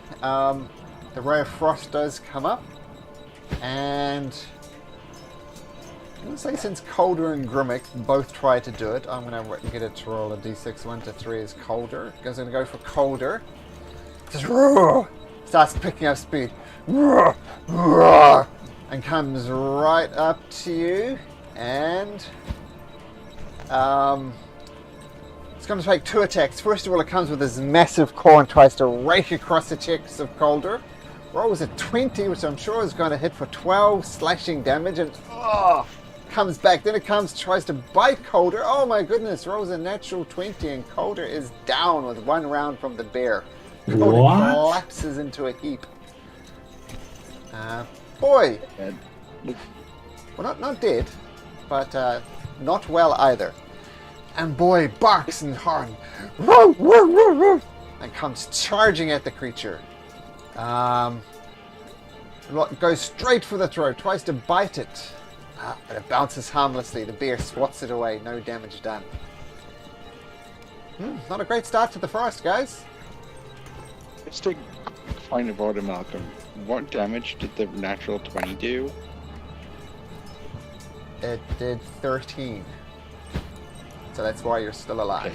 Okay, good. Yeah, I'm still alive. Okay, good. Malik!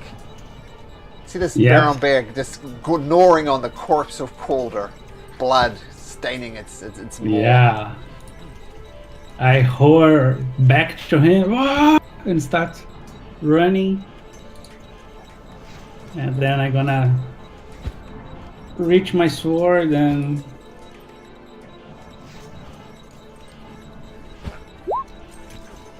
attack it.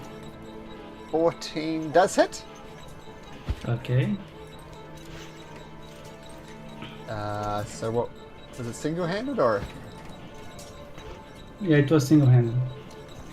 So it's 11 damage. Okay, I see how it works. There we go. The bear roars in pain, but you do cut it deep within its hide, and you see thick blood starting to pool from its side. It didn't like that at all. Calder, I'm not sure you've done this before, but make me a death saving throw. Not good. Rimick. You see Calder almost on the ground shaking as the blood starts pumping out of him. He's not in a good state. Okay, Grimmick punches the ground beneath him, and earth shackles come from the floor and envelop the paws of the brown bear as I cast Hex on him, giving him disability on dexterity saving throws. And then I hurl a rock towards him with my Eldritch Blast. Nice. Bad. does hit. The genies. And roll for your Hex as well. That's a total of 11, 15. Oh, it's still just up. It's looking very, very bad though. Bleeding profusely from several wounds. And I wisely step back. And just as a small point of order, the Hex will give him, I think it's disadvantage on ability checks though, isn't it? Not saves? Sorry, yeah. Let me check that. I think it's saving. You choose an ability. The target has disadvantage on ability check. Yeah, ability checks. Sorry. Yeah, you're right. It's ability checks. Okay, Thoradin. You see Grimmick almost cool this thing, but the creature is now looking around panicked. Turns out you're a lot worse prey than it was hoping for. Actually, make an insight check, actually, Thoradin. Or animal handling. One of the two. Animal handling. This creature wants to get the hell out of here. And it's on its last legs. So what does Thoradin do? So Thoradin's going to charge towards it, and as he's running towards it, he's going to shuffle the shield off his arm so he can grab his warhammer in two hands. Mm-hmm. And he's going to make a massive swing. Alright. Ooh, that hits. And assuming you do more than 1 point of damage, the creature goes down. So you still have a problem in that Calder is dying. Boy comes over to Calder, starts licking him, because it solves everything for a dog, right? So it starts licking Calder frantically. Doesn't do anything. Malik. Yeah, I'm going to kneel on Calder's side, and I'm gonna bring my hand and touch his chest, and then I'm gonna cast Lay on Hands. I'm gonna close my eyes, and then my hands start glowing, and I'm gonna heal him for 5. Nice. 5 hit points. So as the holy energy leaves you and enters Calder, come back to life. Yay! Hey man, are you alright? It's a big bear. Yeah, it was a big bear. You should be on the back line, man. Does this bear look like he was injured before? You do notice some small marks and scrapes and scars on it. It's an older bear. Closer to it's a female bear as well. It's got a few cuts on it, but nothing you'd think twice about. Nothing that could have been caused by a moose. Definitely doesn't look like it's been attacked by a moose. Okay. How you feeling, Calder? Do you want some time to rest?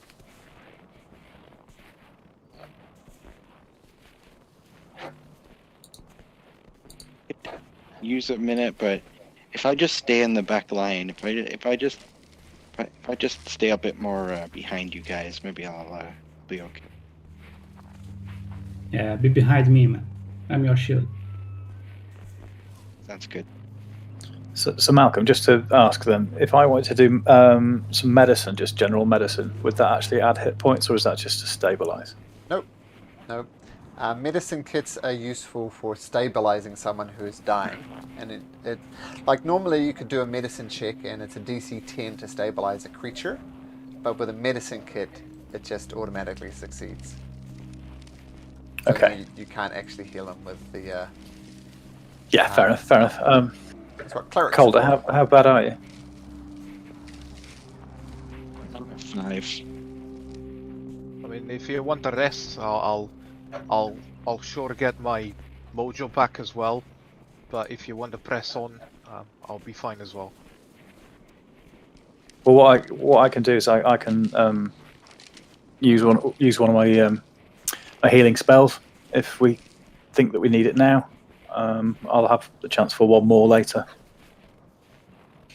before we need a long rest. I think He's just gonna hold his like torn up stomach and just be like, "It's okay. It's okay. I can keep going. and keep going, and then he's just gonna like fall over for a second. Yeah, and cough blood. Okay, yeah. Yeah, I think I'm gonna cast a spell on you. So we're gonna use, which is the best of these two? Cure Wounds, I think, is the one I'm gonna go for. As you're taking a moment to take in the scene, you hear some rustling from the forest not far away. Like something's obviously behind there.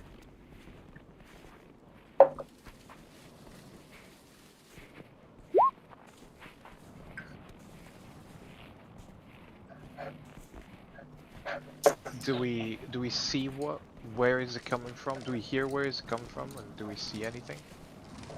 You do hear where it's coming from. It's about 60 so feet away from you. And poking out from beneath the bush, 4 very small bear cubs come out. Oh, And they approach the corpse, unless you want to do something. But what they do is they approach the corpse of the bear and start snuggling up to it, pawing at it, looking for a reaction, but no reaction comes. yeah. I say sorry, guys. Your mother was really angry with us. Sorry about that. The bears don't respond. And this is why we don't kill if we don't have to. Yeah, so she was protecting her. Grimmick will walk close to the baby bears and sit Mhm. down, and just like probably 2 meters away, just sit down and look at them and see what he just did. Dead in the eye. This was me, and he's gonna take the blame for it.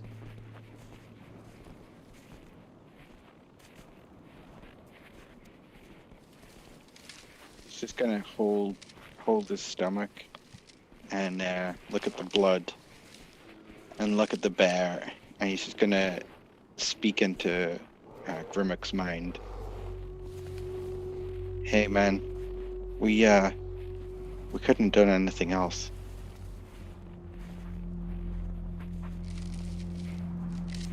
Can I reply in your mind, or I have to speak? You can't. No, you have to speak, unfortunately. Okay. Just so I know if everyone else is hearing or not. Yeah, no, it's just you. Such is life.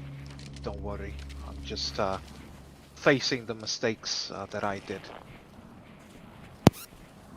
We should learn with them and not avoid them. Because of you. Get up, You. take the dirt off my clothes. If you guys are ready to go. Yeah, let's go. Okay. So, Calder, I don't know if you noticed, I actually cast a healing word on you. Yeah, thanks. Yeah.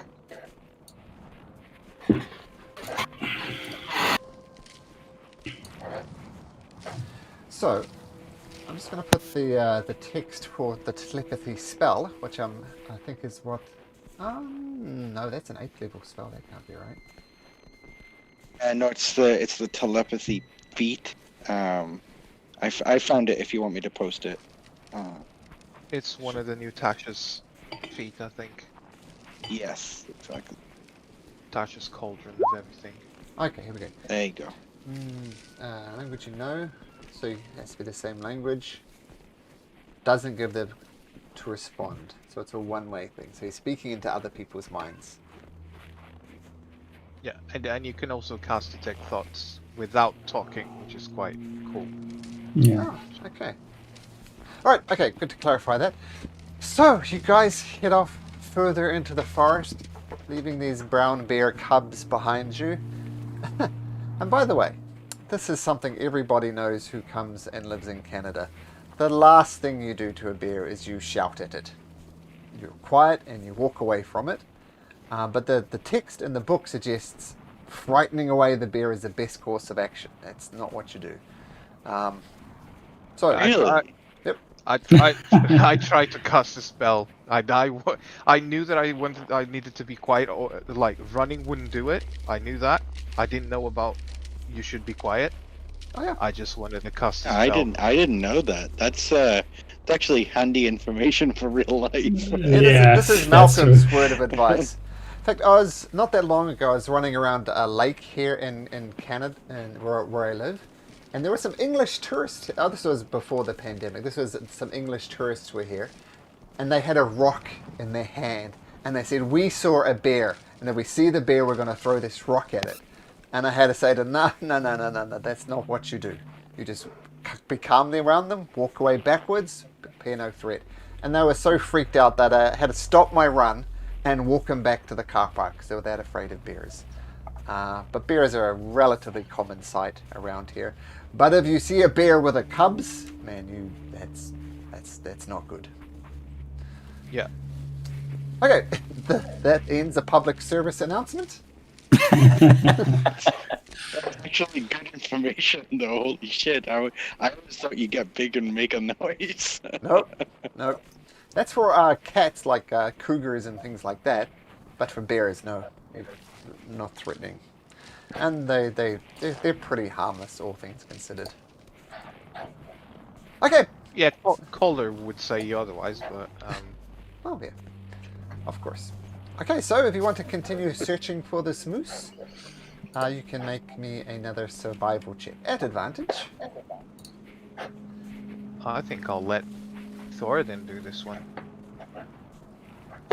Okay. Well, Yeah. Okay, another hour or so. You don't even pick up any tracks whatsoever. Can everybody tell me what their passive perception is? Mine is 10. Okay. passive perception? Yep. 11. 11. Okay. There as well. Okay. No one's really rocking a passive perception. Okay. 13 I've got. 13. Okay.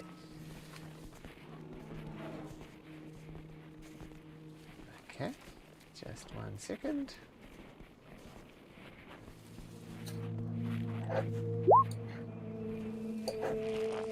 Okay. I'm going to roll a d4. This will determine me something that happens next. Okay. Rimic. I noticed in your list of items that you have a tinderbox there. One that you It must come. Yeah, it must come from the dungeoner's back or whatever. Yes, more than likely. But it's a tinderbox you've used a few times. You recognise, got a few scratches on it. And off in the distance, about 30 or so feet away, you see this very small creature. It's odd looking. It's really small. It's tiny, like even shorter than a halfling, just a few inches tall, and it's kind of looks like it's made of ice, and it's got this curious expression in its face, and it's got its tinderbox in its hand, and it's just kind of combing back, looking at it, trying to open it. It's very curious about your tinderbox, but it's very obviously your tinderbox. Do I know what these creatures are? Maybe make a history check to see if you've heard of these creatures before. Oh, this is gonna be bad. Oh, it's actually not that bad. Yeah, even with an 18, haven't heard of these things. Wow. Okay, I'm going to calmly approach it slowly. Okay. And then say, "Hey, little fella, that's a nice tinderbox, innit?" And it looks up at you and kind of twists its head quizzically and continues to look at the tinderbox. I ask Calder to, hey Calder, can you try to telepathically talk with this creature? Alright. So you need help I'll just with the tinderbox? It's fascinated by the tinderbox. It seems to consider you less interesting than a tinderbox. Don't take it personally. right. So Calder's just gonna look at it and use his telepathy and just try saying, "Hey, what you got there?" No apparent reaction from the creature. None. Okay, it doesn't speak our language. I am going to grab one of my daggers. Mm-hmm. I have 2 of them. Gonna say, you like shiny things, is it? Look at this, and I kind of like put it on on the tip of my finger, and I like balance it on top of my finger. Can you do that? And it looks up and it starts going towards you, not super fast, and it gets right to your feet level unless you do something, like right in front of your feet, staring up at the dagger. And then it scampers up your arm across your shoulders and sits on your arm more or less and starts looking at the dagger and trying to like tap the dagger so it'll fall off. So is this creature so small that he can just perch on my arm? Yep. Yep. Oh, Literally alright, a that's few. cool. Sorry, I thought I said that literally a few inches tall. Is it like a monkey? I will show you what it looks like. Delaying just in case the players know what these things are. But this is exactly. Just FYI, DM. Mhm. Sorry. Calder is hiding behind Malik. Right Okay, good to know. now. And looking in all the other directions to see if there's any more of these things anywhere. Sure. So make a perception check, Calder, and that is what it's the one on the left, the snowy looking one. Okay, so it's kind of humanoid. Okay. Pretty cute. They're really cute. Yeah. Hey, little fella, you're not much of a talking type, are you? I mean, I can give you this dagger if you give me my tinderbox back. Oh, it's complete. It's dropped the tinderbox. There's no interest whatsoever in the tinderbox. Just dropped it in the snow. Balancing dagger is Okay. apparently much more interesting to it.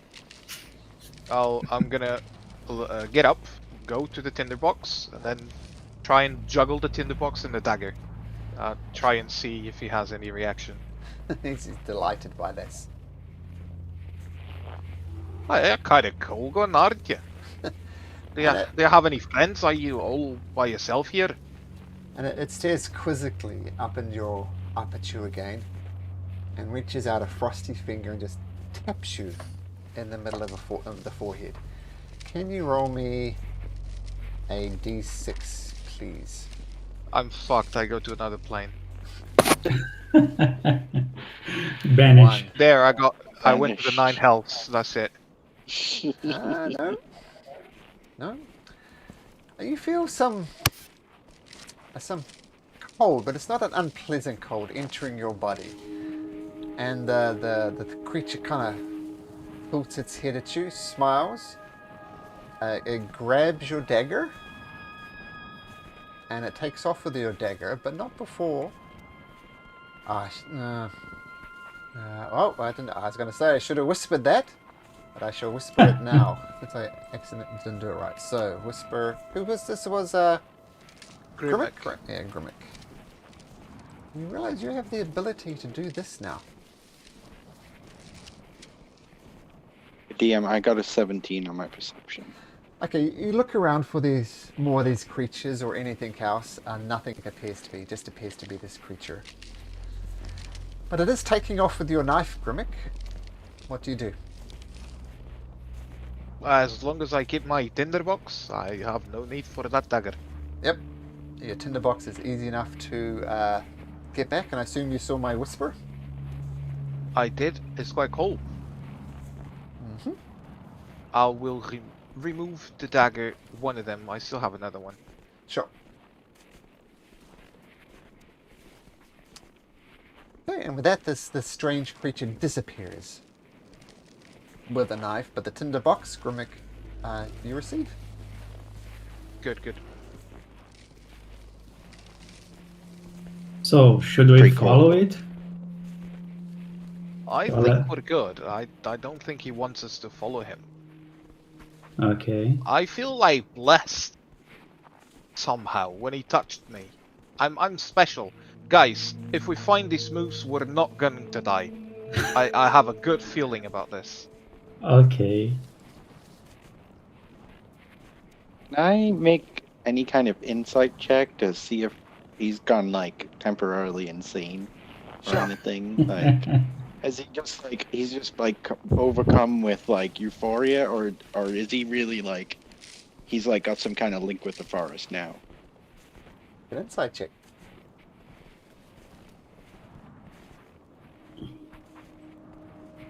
Good old Grimmick. So let's skip searching. Do you see any tracks here? Do any of you have guidance, by the way? Guidance. The Me. spell. This is something you can Definitely. definitely do guidance on as a friendly hint.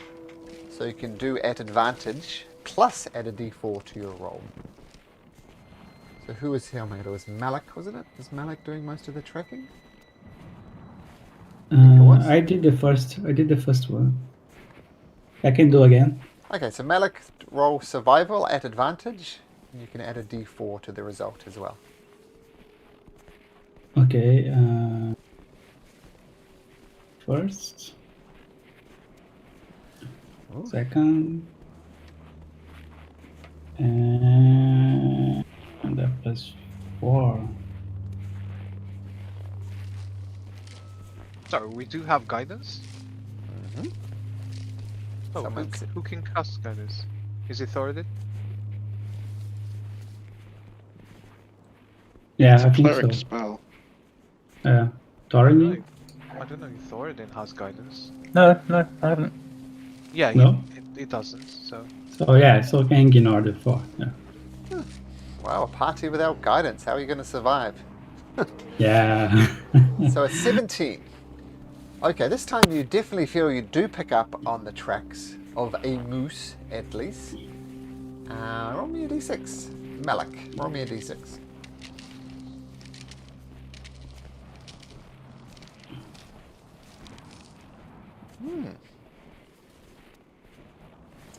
So, you wander through the forest, and you do follow what you think are moose tracks. But rather strangely, you come across some type of... You're not sure what it is. But I'll drag you onto the map in just a second.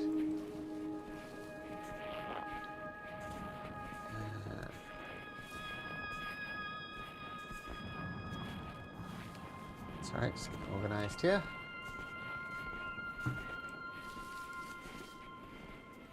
Where is it?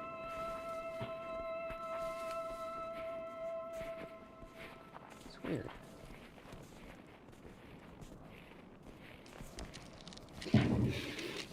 There we go. Okay. So we'll get colder on the map. Get Grimmick on the map. You won't see anything yet, but just give me a second. Malik. Thoradin. And of course, boy. We have a piece of art here.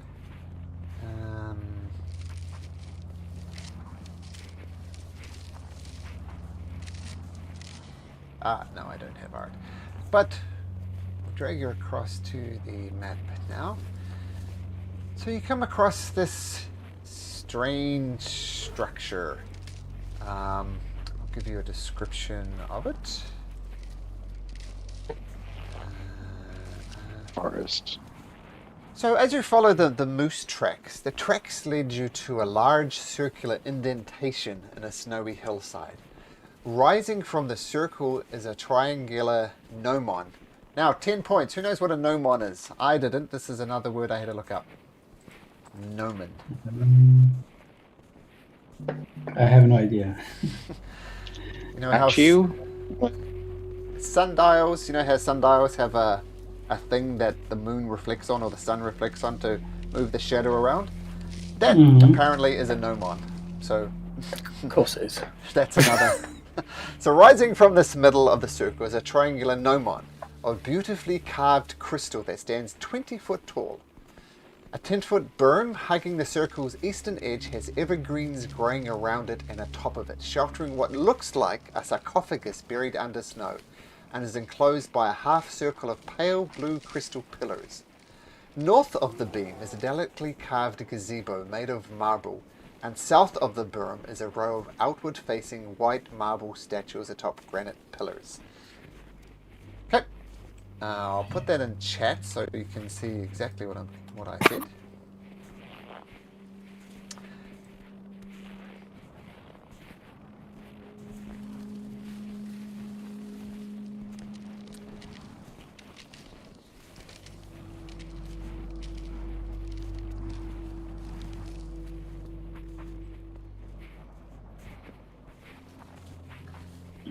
Right, you said there were some statues. Are these the statues? Yes.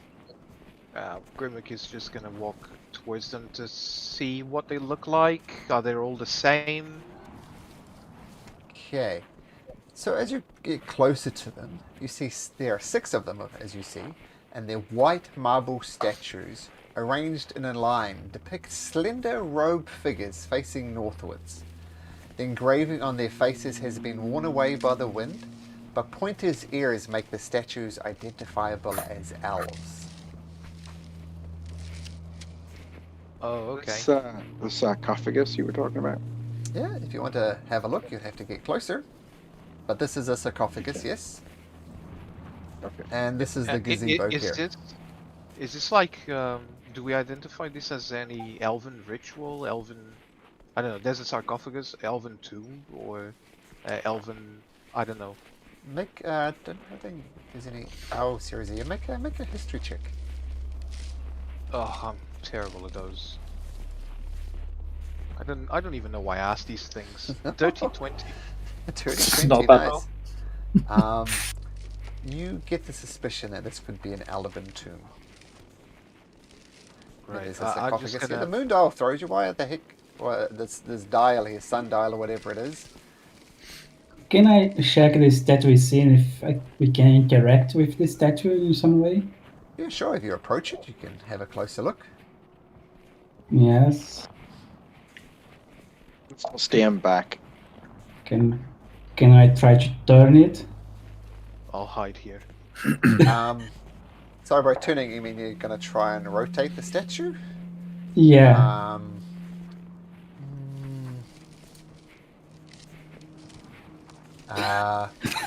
Why is everybody hiding? No reason. No, you carry on. As you're doing that, I'm just telling to the rest of the guys, hey guys, this is a place of respect for elves. I wouldn't touch anything. I'm already touching. No, and you're touching the statue. You're not hearing this. Okay. It's just me talking to them, and you're already touching the statues. You try and rotate the statue in place. It doesn't appear to rotate, not easily anyway. You do notice that it's a little off balance, just a little bit, and you get the feeling if you like run at it with your shoulder, you could knock it down. I knew a little bit, and I close my eyes, and I'm going to touch my holy symbol. That's my armor, and I'm gonna cast divine sense, and I can detect good and evil within 60 feet. Okay. And I'm going to do that.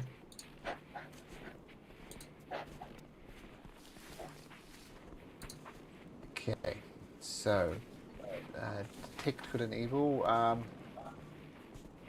Nothing marks the tomb, if that is indeed what it is. It's consecrated or desecrated for that matter. Keep in mind that a normal grave wouldn't ping is at. It's like a specific ritual that a holy person would do to consecrate the ground or desecrate the ground. So nothing pings. Yeah, I'm just curious to see like if there is any spirits or ghosts or something like that. Celestial beings are undead. Yep, nothing pings. Okay. I'm gonna try to. How can I say it? Try to push a little bit the statue and see what happens. Okay.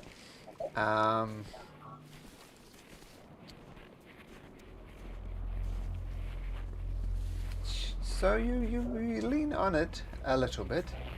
As I said, the statues are, maybe it's over time or whatever, but they're not as stable as I expect you could be. I think if you put your shoulder on it, you could topple them over without terribly much effort. Oh.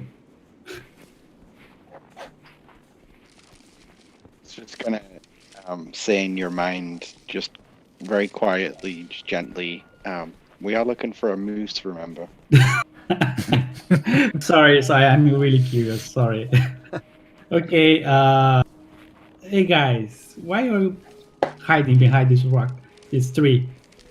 Come We're on. not hiding. We're just talking. Okay. This is, There is nothing wrong here. It's just a place to rest. And I'm walking towards the sarcophagus. Okay. Boy wanders around and he comes up to the statue next to Grimmick and raises its leg, his leg. Oh no, boy, don't do that, boy. Boy, come on. Grimmock, hot dog. Hey, boy. Don't let him piss in the statue. If you want to stop him, Grimmick, you can make me an animal handling check. Oh boy.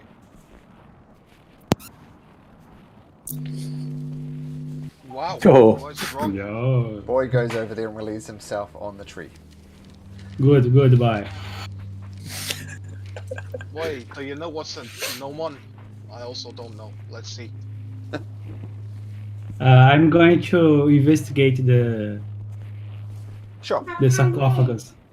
So, Eu acabei de achar that's some fans there. So atop of the eastern burn is a granite sarcophagus, and it rests in a half circle defined by 5 crystal pillars. And it's covered in snow. So if you want a closer look at the sarcophagus, you'd have to brush the snow off. Yeah, I'm gonna brush the snow. Clearing the snow off the lid, it reveals an engraving of a brazier. You'll also notice a carving near the top of each pillar. From north to south, these images depict a twig, a pine cone, a flame, a feather, and a humanoid hand. I'll put that in chat because you're probably going to ask me again. So on top of the 5 pillars are those symbols.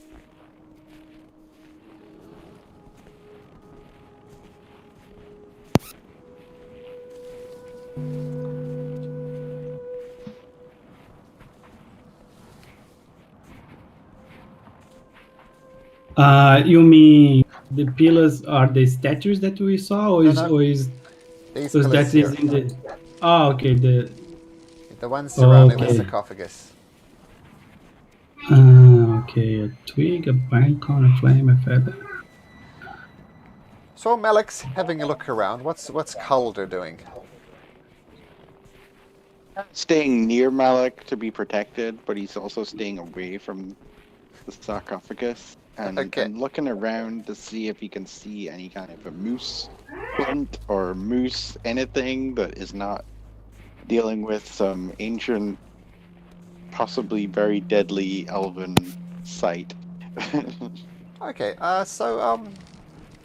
just make me a general perception check. Just a perception check as you keep an eye out for a moose.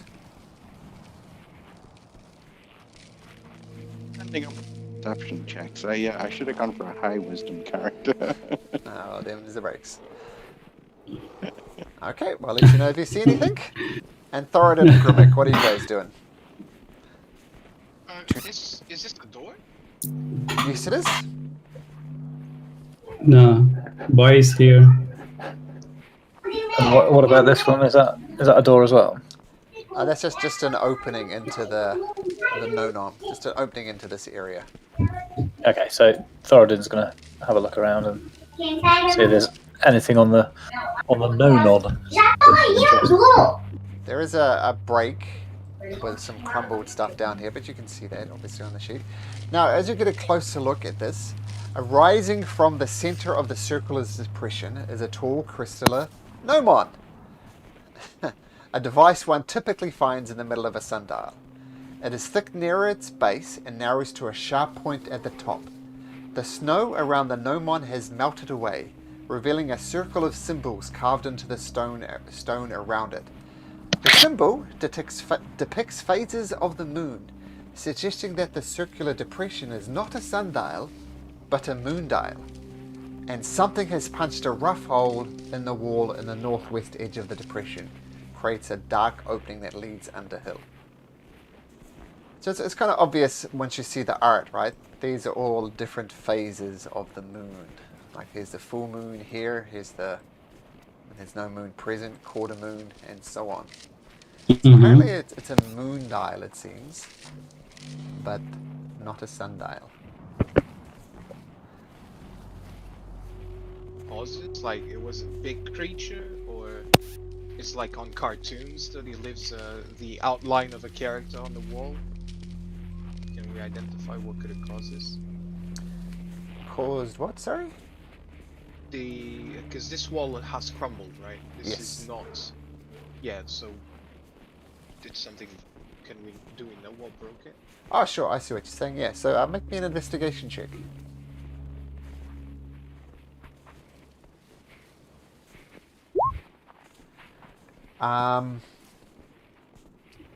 Yeah, it seems as like some type of large animal could have barged through here. Ooh. It's not done with any grace, like it's not like somebody carefully chiseled it out, like almost something like barged through it. You know what, Thoradin? This looks like a white moose. But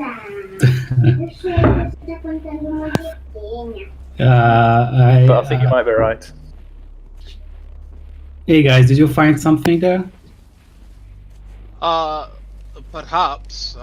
Did you find something there? Yeah, it's just sarcophagus with there are some pillars around it with some there are some images on top of it. I heard there's treasure in sarcophagus most of the time. I heard another thing. I heard there are dead people inside sarcophagus. Yeah, long gone. And you also said that there were no undead around here, right? Yeah, that's true. Weren't you the one that said not to touch anything, Grimmick?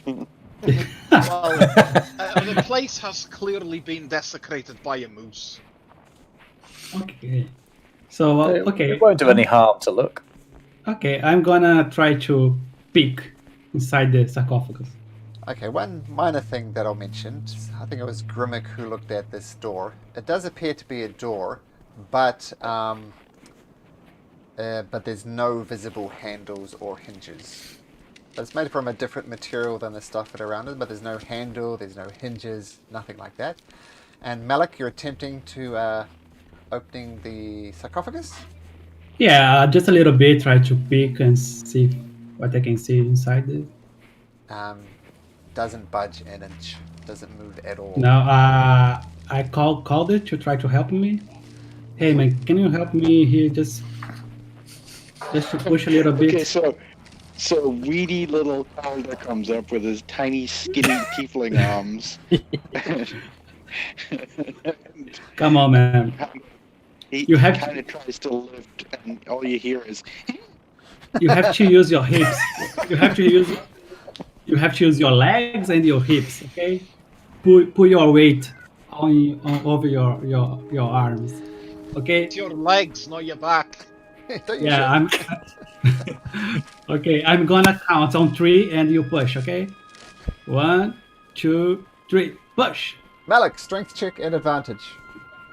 Okay.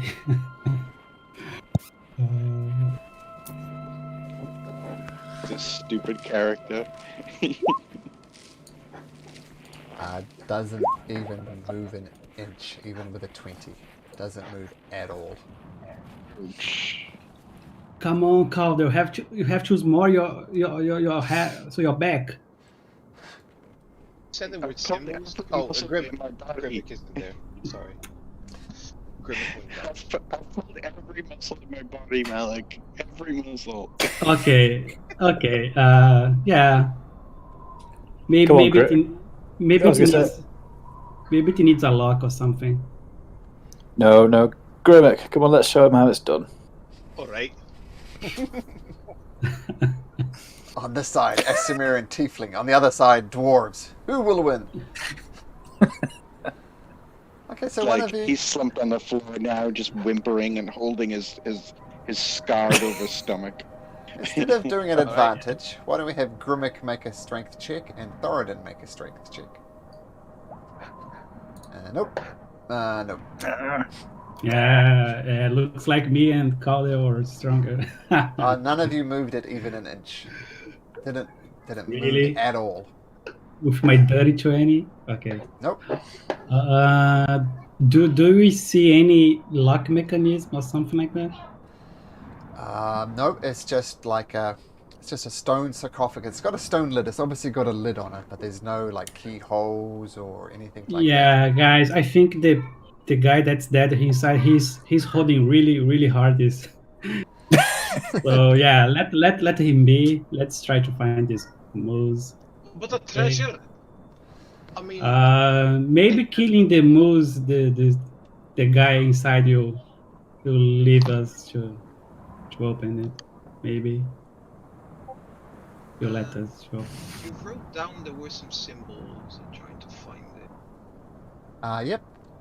Yeah, the symbols are here on the 5 pillars around. Yeah, so on top of each of the pillar, there's these things. I'll put it in Roll20, and I'll put it in Discord as well, because why not? Twig, pine cone, a flame, a feather, and a humanoid hands. Right. Let's try and look for these things around.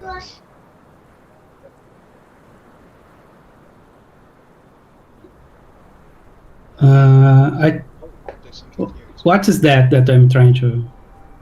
Okay, so over there is It's like a. It's a gazebo, and in the middle of this gazebo sits an unlit stone brazier.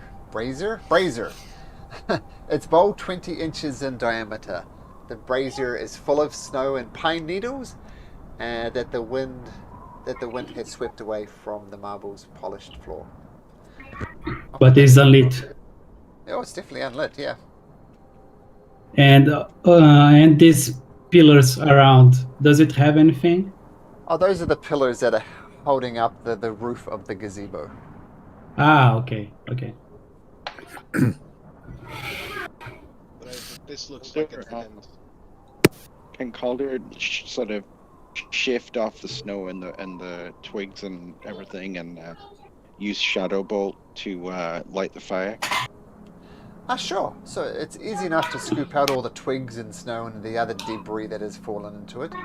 And yeah, boom, it's now lit.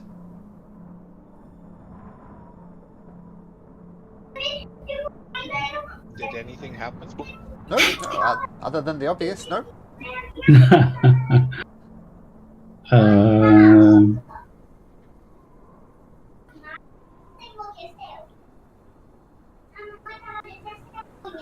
Okay. I am approaching here the entrance. I'm gonna try to see if I can hear anything, or maybe I can see something. You can make a perception check for me if you like. Tá, já posso mostrar agora? A Dani tá de chatice, então ela não me deixa mostrar na TV. You listen and you look around for any signs of movement, any signs of life. Nothing. Okay. Is it dark inside on the other side? No, not so dark that you can't see.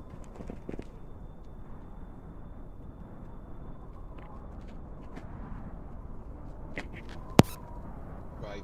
I'll Thor- go first. I'll look around, see if there's any harm, see if I see anything moving inside. If not, how tall is this? It's a 10-foot drop. You can get down there easily enough without worrying about taking damage. Okay, then Grimmick will do so. Okay, so you climb down. Shadowy. Is so- it dark and shadowy inside? No,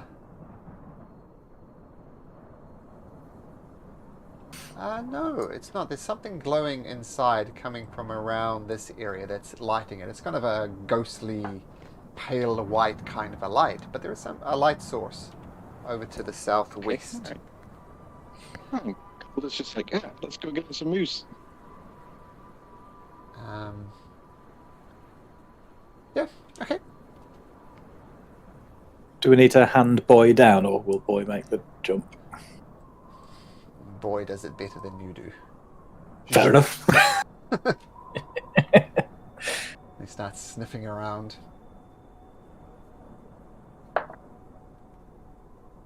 Alright, will someone lead the way? I'll kindly follow. Yeah, I will. I will. Yes, and these statues are much like the statues on the outside. These ones haven't been worn out by the wind, though. If you remember, I said the faces were kind of, over a long time, you assume it's been sanded away. But these ones are very obviously elven, and they're quite beautifully carved statues.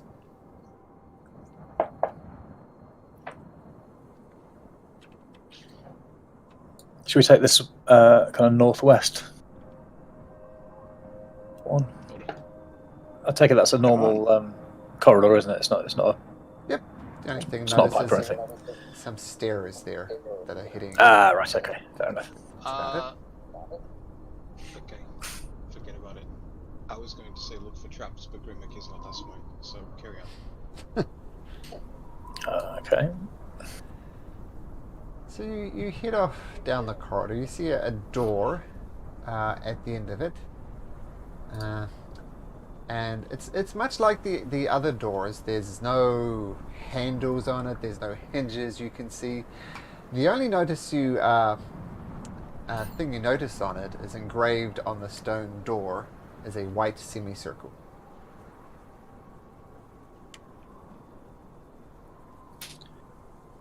What sort of height is that? Can I reach it? It's right in the center of the door, so it almost takes up the entire width of the door. It's a white semicircle. Oh, okay.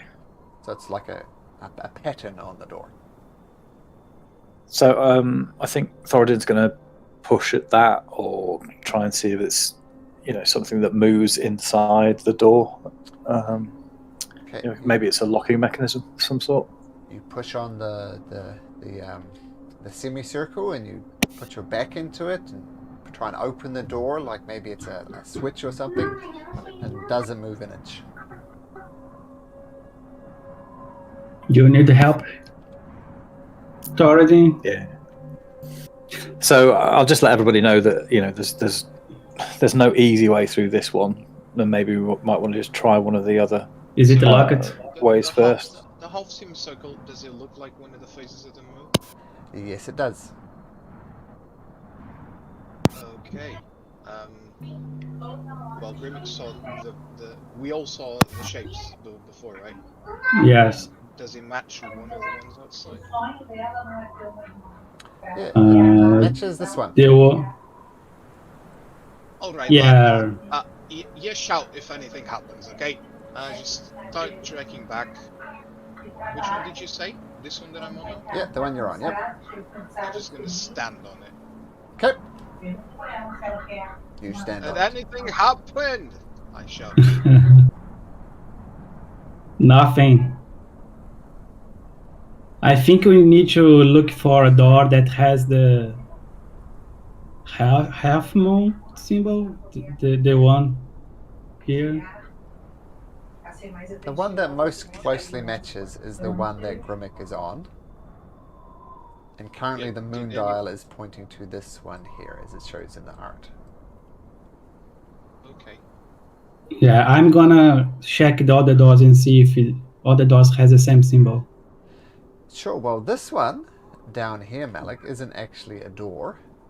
What you see there, so this underground passage narrows before ending at a wall upon which is mounted an oval mirror 7 foot tall and half as wide, encircled by a decorative stone flame.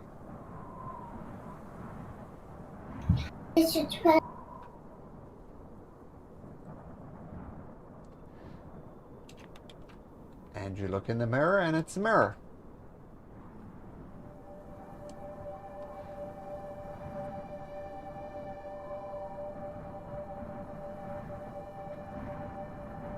Find any other ones? Do we find this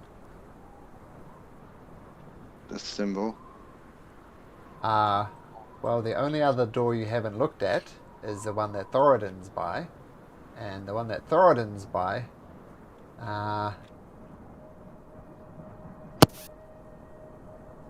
so the stone door to this tomb is engraved with a white semicircle. And it most closely matches this one here. So this door matches this one. And this door matches this one. And there's no door here, just the oval mirror here. On that one, Grimmick,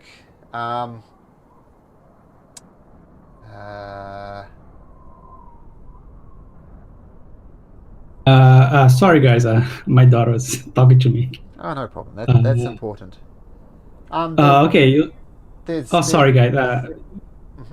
It's just a mirror here, right? You said. Yeah. So I'll summarize the things. So on this door here, the one in the northwest, the symbol on it most closely matches this one. This one down here in the south direction most closely matches this one. And here there's just an oval mirror. And this door over here, Grimmick, from the other side there was no obvious symbols. And from the inside there's no obvious symbols. Just seemingly a door that doesn't move. So when I look to the mirror, I see myself? Yep. Or can I roll perception to see if I can like see anything or any mechanism or any button or something on the mirror? Sure. Make it an investigation check though. So Grimmick, were you trying this door or were you just looking at it? I'm trying to solve this puzzle. I'm just looking at the door. Okay. You said the snow was melted, right? Around the moon dial. But there was no source of heat. There's no like a bright light shining sun on anything, so there doesn't appear to be any obvious sign of heat. But it wasn't like the snow was shuffled away. It actually melted. Melted. It seems. Yep. Like this whole area around the sun moon dial is just completely absence of snow. Okay. And you have a closer look at the mirror, Malik. It is one thing you notice, Yes. it's very firmly affixed to the wall. You can't, you try and pry your fingers over and look behind it. Other than the description I gave, nothing else is obvious about it. Okay. I'm going to go back to the gnome. No more. Can I try to push it? Try to move it, rotate or something? You put your back in it and try to move it, but it's fixed firmly to the ground.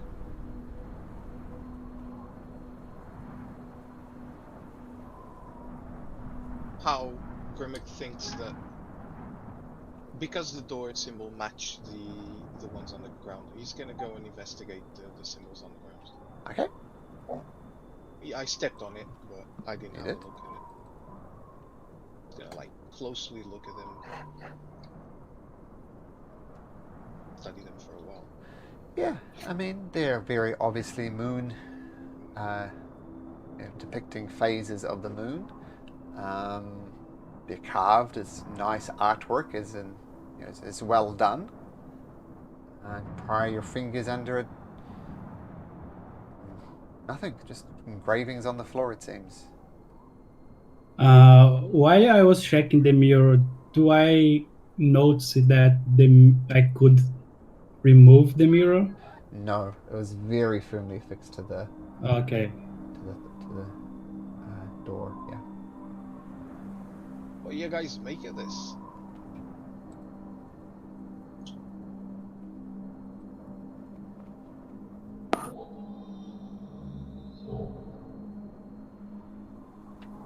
Hear what's going on? Do you really think a moose was the one that broke in there? I mean, it does look like a large animal broke in. There's no sign of an animal inside. And those doors and those corridors are too narrow for an animal to go through. I'm checking those other statues to see if I can see anything different from those statues. Hey. Just have a quick one over here and just have a look to see, do I see any like moose or hoof prints of any kind going away from the scene? Guys, do you see the same that I see? Hey, Calder, you What? don't so much see moose prints, but rather you do see a rather large moose. And a rather large moose that looks like this. Shit. Oh, nice. Oh, right. F. Irish. So I'm just going to look over at Grimmock. Mm-hmm. I'm going to look at Grimmock and go, are you still wanting to talk to this? Right. And it sees Calder, and Calder, you see it, and it sees you looking at it, and it lowers its horns and prepares to charge. No surprise round for anything. I'm fucking bucking it. Well, let's see. Well, it gets a 10. That's very middle of the road. I assume Boy kind of wandered up here with you guys. Doesn't like being alone, but I'll roll Boy in.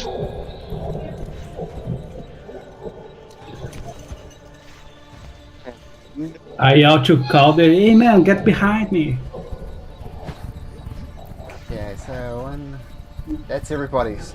So Grimmick, I don't know, imagine you see Calder kind of freeze in fear, and you look around and you see this rather large moose lowering its head and getting prepared to charge straight for Calder. Okay. I am just gonna shout, like, move a bit closer so he can hear me. And we know you can talk. We don't mean to disrespect anything here. We just want to know your intentions. Please calm down. Okay.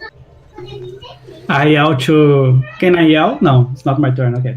Okay, so make an animal handling check, Grimmick, at disadvantage. Oh boy.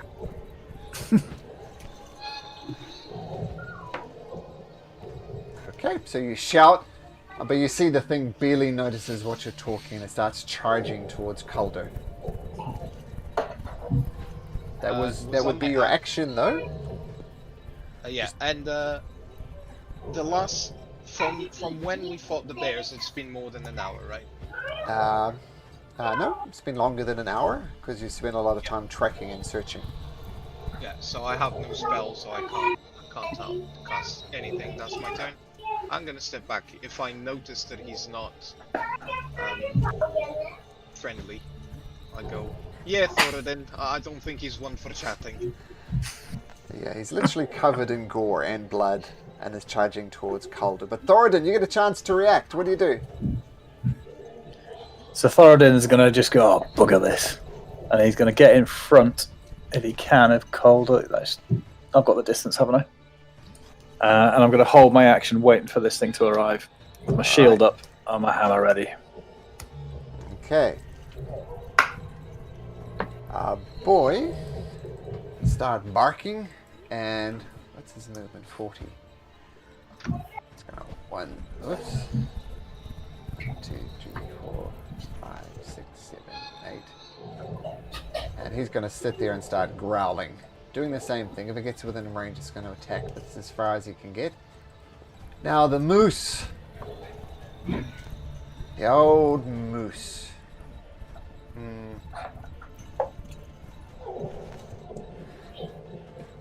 Okay, it's, as I said, it's going to start charging, and it starts, and it lowers its horn, and it gets great for you, Thoradin. But you're sitting there with your axe, so you do get to attack it before it does what it's going to do. So feel free to make your attack. 19, nice, that hits. And roll damage. Click on the word Warhammer. Is that the roll? Okay. No, on the chat dialogue where it says Warhammer +4. There Do you mean go. that one? Yes, there you are. That was 3 good rolls, though. Now what I might actually do is just put this on. So just make another attack, just for demonstration's sake. Make another attack with your Warhammer. And look, automatic damage.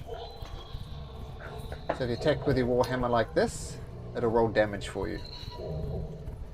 Just saves, cool. Saves Okay. a click.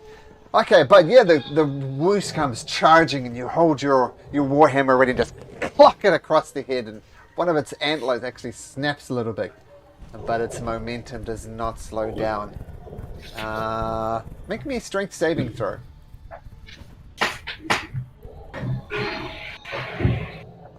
A strength saving throw, there we go. Okay, that passes it. Okay, so it charges into you, but almost knocks you on your feet, but maybe Calder's lithe form behind you just gives you just the balance that it needs. But it is charging fortitude with its antlers. Oh my goodness, rolls a natural 20. So, but it also gets extra damage from its moose horn attack. So that's a total of 20 points of damage. You still up? Oh! Yeah. Got one hit point left. But it charges and lowers its horns, and then it reaches back and it tries to trample you with its hooves, but misses. By the way, I always roll with advantage just so that it saves having to do it, and that natural 20 was actually a 20 on both dice. So there we go. No escape. But Calder, in horror, you look at this thing just absolutely rips Thoradin apart. He's looking really, really bad, and this moose is now eyeing over top of Thoradin towards you.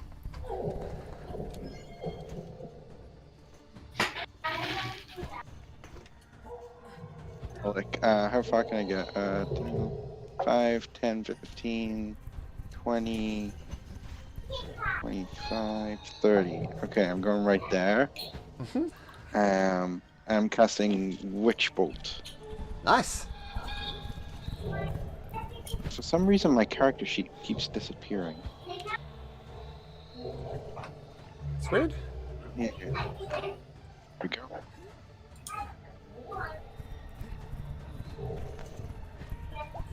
Oh, wow! Wow. Speaking of high rolls, oh, by the way, there's a switch. I'll turn off the spell slots level 2 expended because I find it just confuses things. 30 feet, yeah, within 30 feet. And there's also a connection right between the two of you with the witch bolt. Let's just do a cool effect. There we go. Wow. A total of 24 damage. Ouch. And explain to me how the witch bolt continues next round. So there was a connection of lightning between me and the moose, and of course it's shadowy though. It's like a black lightning. It's like got black crackling edges, and Sure. Next turn on the top of its turn, it takes another D12 damage. Okay, so that happens at the start of its turn. Okay, got it. Wow, turns out you're I can, inspired and worried about Thoradin, and you just absolutely nail this thing. The creature starts convulsing, but then it snaps its head back. Okay, great. Action to do anything else, or if it gets more than 30 feet away from you. Okay, got it. Malik, you've seen a lot go down. Thoradin, Gord, Calder doing something really, really good. Yeah. Malaki starts to feeling angry, and you see that his sword start to, like, shadows start to come from the sword, and then you can hear like a different language coming off his mouth. It's not like he's speaking. It's like another person speaking, and then he uses Hexblade's curse on the goose as a bonus action. Got it. And yeah, it's for 1 minute, and I gain +2 to my damage rolls, and I score a critical hit on a 19 or 20. Nice. So I cast it, and yeah, I'm gonna move. Let me see. 1, 2, 3. Can I go up here? Up where? Here on the. Oh yeah.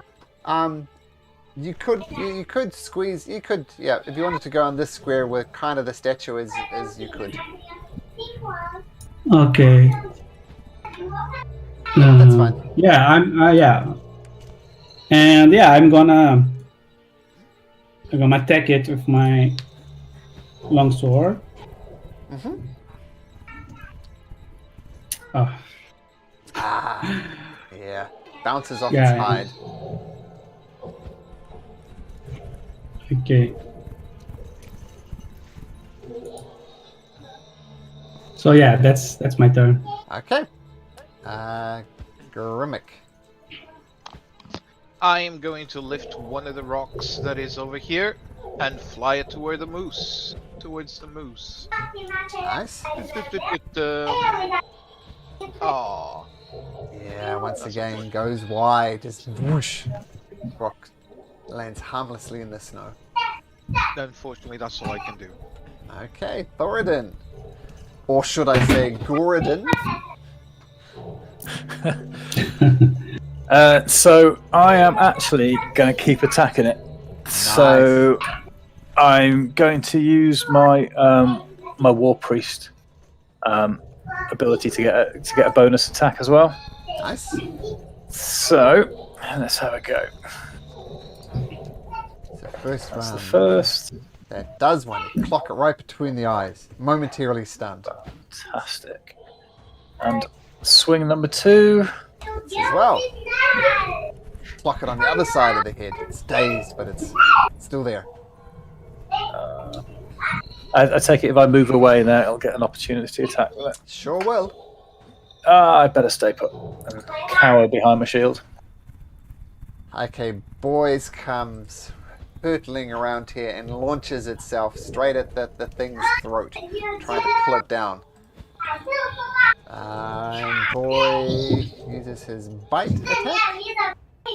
Rolls a 10, so the moose just swings its horn and knocks boy to the ground, who stumbles a little bit and gets up. Then the moose looks around and, well, Calder, roll d12. Right, yeah. So 6 points of damage from the witch's bolt. Nice. It's gonna raise up it. Yep. Actually, I think I had that wrong.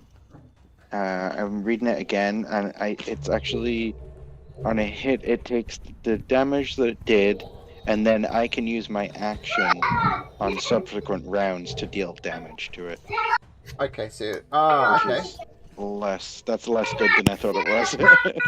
But you'll need your action to do the damage. Okay, we'll just take that damage though, the 6, and we'll see what happens. I mean, it's your turn next, so it's not going to die. Well, probably not going to die in this round unless it does something stupid. But what it does do as it raises up its hooves and tries to stomp on Thoradin. Haha, rolls a 21, so no matter what it rolls, you're going to go down. So Thoradin goes down, and it sees this witch's bolt just coursing from Calder towards it, so it lowers its horn, runs over the top of the corpse of Thoradin and makes a... Oops, not Thoradin, you stay there, and makes a beeline straight for Calder. Boy is going to try and bite, making an opportunity attack. Yeah, and me as well. Yes, you as well. Come on. Oh! Oh, that's interesting. So first thing, boy hits for 5 points of damage. And do your attack as well, Malik. Yes. So 18 also hits. 5 damage. Okay, it's still up. Yeah, +2 for my hex curse. Okay, yeah, sure. An extra 2, so it is still up. Now what happens is, as it goes to go, Boy sees it trying to charge for Calder, and Boy just throws its body at it, grabs it by the neck, knocks the moose prone, but the moose quickly regains its feet, still continue its charge towards Calder, but here's the important thing. When the... if the moose moves 20 feet in a straight line and hits it, it does an extra 2d8 damage, which is what happened to poor old Thoradin. But because Boy, one of his special things is when he attacks something... Oh, so it's still a strength saving throw. Still might do this whole monologue and it doesn't matter. It still falls down. So it stumbles a little bit, and this is protecting Calder from taking the extra damage from the charge. So... bottom line, great move, Boy. Boy, you can have an inspiration point, but Boy doesn't have inspiration points. But it still charges you with its antlers. And a 15. I've still got your character token set up. What's your AC, Calder? Attack again, even though it attacked Thoradin? Yeah, it gets 2 attacks. It gets a hoof attack. And an antler attack. Gets 2 attacks. Does a 15 hit? This was not worth 2 potions. Yeah, that's what me thinking now, yeah. Yeah. AC 13. AC 13, so that does hit. This thing is slightly screwed up. 1 second.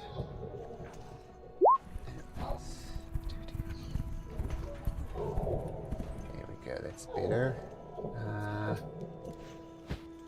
So the antlers do hit, and they do 19 points of damage. Oh, ow. We're gonna need paying more than friggin' 2 health potions for this. Calder, make me a death saving throw.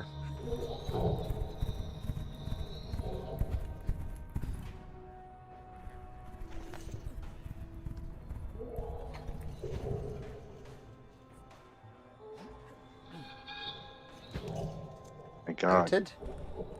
Malik, you see in one round this creature take out both Thoradin and Calder. Could have been even worse. I don't know how it could be worse for Calder since he's on the ground dying, but could have been worse. That could have actually insta-killed Calder. He could have. But it didn't. Hi guys, I'm back.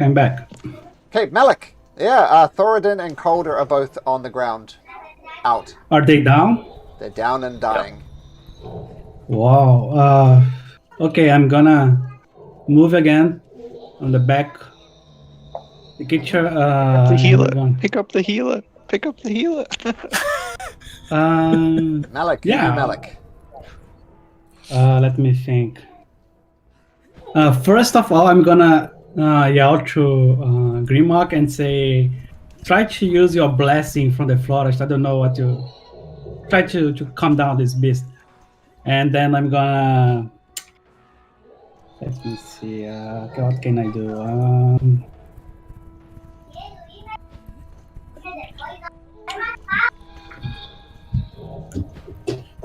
Yeah, I think I has this healing Healing Hands is a It's an action. it's from the Azimar trait. Is it my trait or Paladin Oh. trait? Oh, you both? Oh, I didn't know that. Yeah, I'm gonna. Yeah, it's only 2 hit points, but I think it's enough to. Yeah, I'm gonna touch in the chest, Thoradin, and then gonna concentrate a little bit and cast a Healing Hands on him. Okay.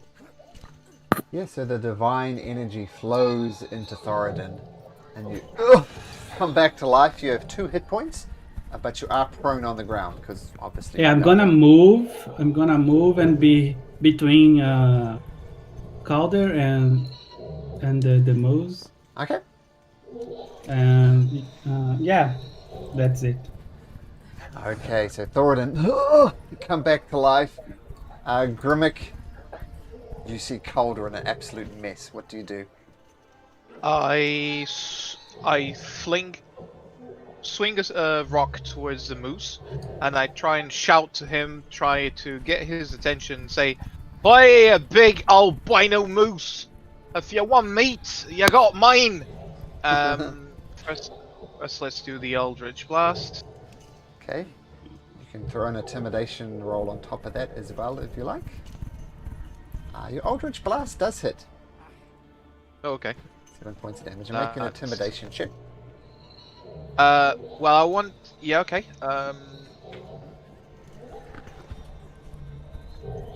Okay, we'll see how the moose reacts to that. And I go inside and try to hide. Like, try to move him inside the temple. So you said, "Come at me, you bastard," and you immediately ducked behind a wall. Yeah, I like shake my booty towards him and like, come and get some dwarf booty if you want. And I go inside. Okay, Thoradin, life returns to you. You're still prone on the ground though, flat on your back. I assume you stand up? I do. Can I see what's happened to Calder? Yeah, Calder's starting to resemble paste on the ground. He's in a bad way. Not dead, but in a very bad way. Okay, so I am going to go with Healing Word aimed at Calder. Bear with me a sec. This may come up as Cure Wounds, so I'm just trying to see if there's something wrong here. Sure. No, that's good. No, it works. Cool. Good roll too. So Calder, life returns to you as well. You're on 7 hit points. Okay, and do you stay where you are, Thoradin? Back away, so I'm behind this statue, so I can avoid another charge. I don't think Boy can get there in time, but let's try it. So 5 to there, 10, 15, 20. Pai, você já terminou o Can't trabalho? get there. Trabalho já. Mas você só tá jogando velho? Okay, so the boy comes in once again, launching at this creature's throat, trying to drag it to the ground. And he rolls a 22. And so Boy comes up and grabs this moose around its neck, and the moose starts thrashing around, but Boy continues holding on to this moose's throat. It's not letting go. And the moose thrashes around, and then one leg buckles, and then both legs buckles, and Boy brings the moose down, and it's still holding on to its neck to make sure that it's dead. Nice, boy. Good job, boy. Come here. I think Boy might have saved you guys there. Yeah, just saved us. Yeah. Boy rocks. He saved Calder from outright dying. Are you coming or not? This booty's waiting. Okay. I shout, "Can I go instead?" I can't see, so Grimmick is just hiding. Okay. Eventually pops his head up. You've dealt with him. Boy job, still lads. has its jaw around the moose's neck. He's not letting go. Yeah, I start patting Boy in the head. Hey, man, come down. It's fine now, boy. Let it go. Let it go.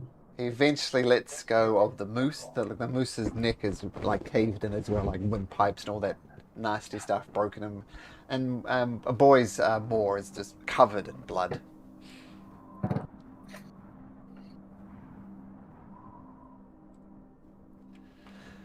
Yeah. Good job, guys. I think boy just did the job for us. He's going to take out his dagger and just start carving. You're skinning the moose? Hell yeah. I'm gonna check on Thoradin to see if he's fine. Okay. Is anybody helping Calder? Is there something special about this moose other than it's white? Let's have a look. I don't think so. No, It's to be pretty mad. Yeah. it's pretty vicious. Mm-hmm. Yeah, but it's a normal moose. It's obviously got some nastiness in it. After checking on Thoradin, I'm gonna try to cut the head of the moose. Okay, well I think Calder, you're trying to skin it first. So if you want to skin it, you can make me a survival check.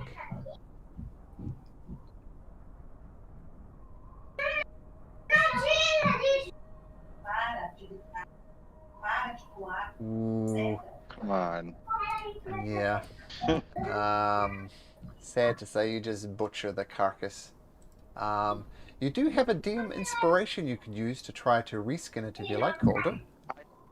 Forget it. You know, yeah, I would definitely like to use that. Okay, so make another survival check. That natural one. Oh, much better. Much better.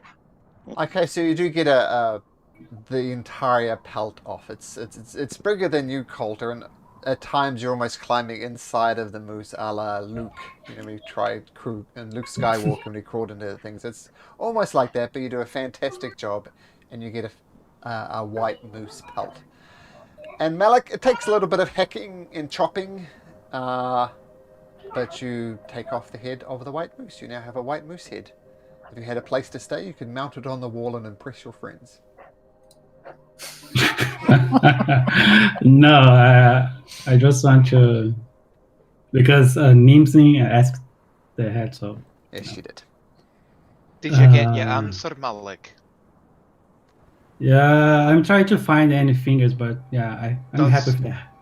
No, I'm happy with the head. Does the moose have fingers? No, unfortunately, I'm taking the head instead. I know we're all injured and we've done a good job here, but I feel like there's a bigger mystery around here. Yeah, I think also. It seems that this moose was protecting this place, it seems. It's quite peculiar, I have to say. Can I try to use Arcana to see if I can sense anything magical about the moose? Sure. Yeah, I know that it's dead now, but maybe there is some traces.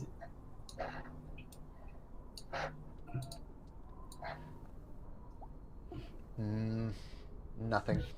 It appears, in your opinion, just to be a white moose. Like there is such a thing as white moose. They're rare. Other than that, nothing strikes you. Okay. Grimlock, do you think you can talk again with that creature that you are friend with? Maybe he can help us here on this puzzle. Sorry, I don't know what you mean. Talk with the one that was playing with a dagger in the tinderbox. It grabbed the last thing you saw was it grabbed the dagger and disappear into the forest. Yeah, he disappeared. He's not with us, so. That's correct.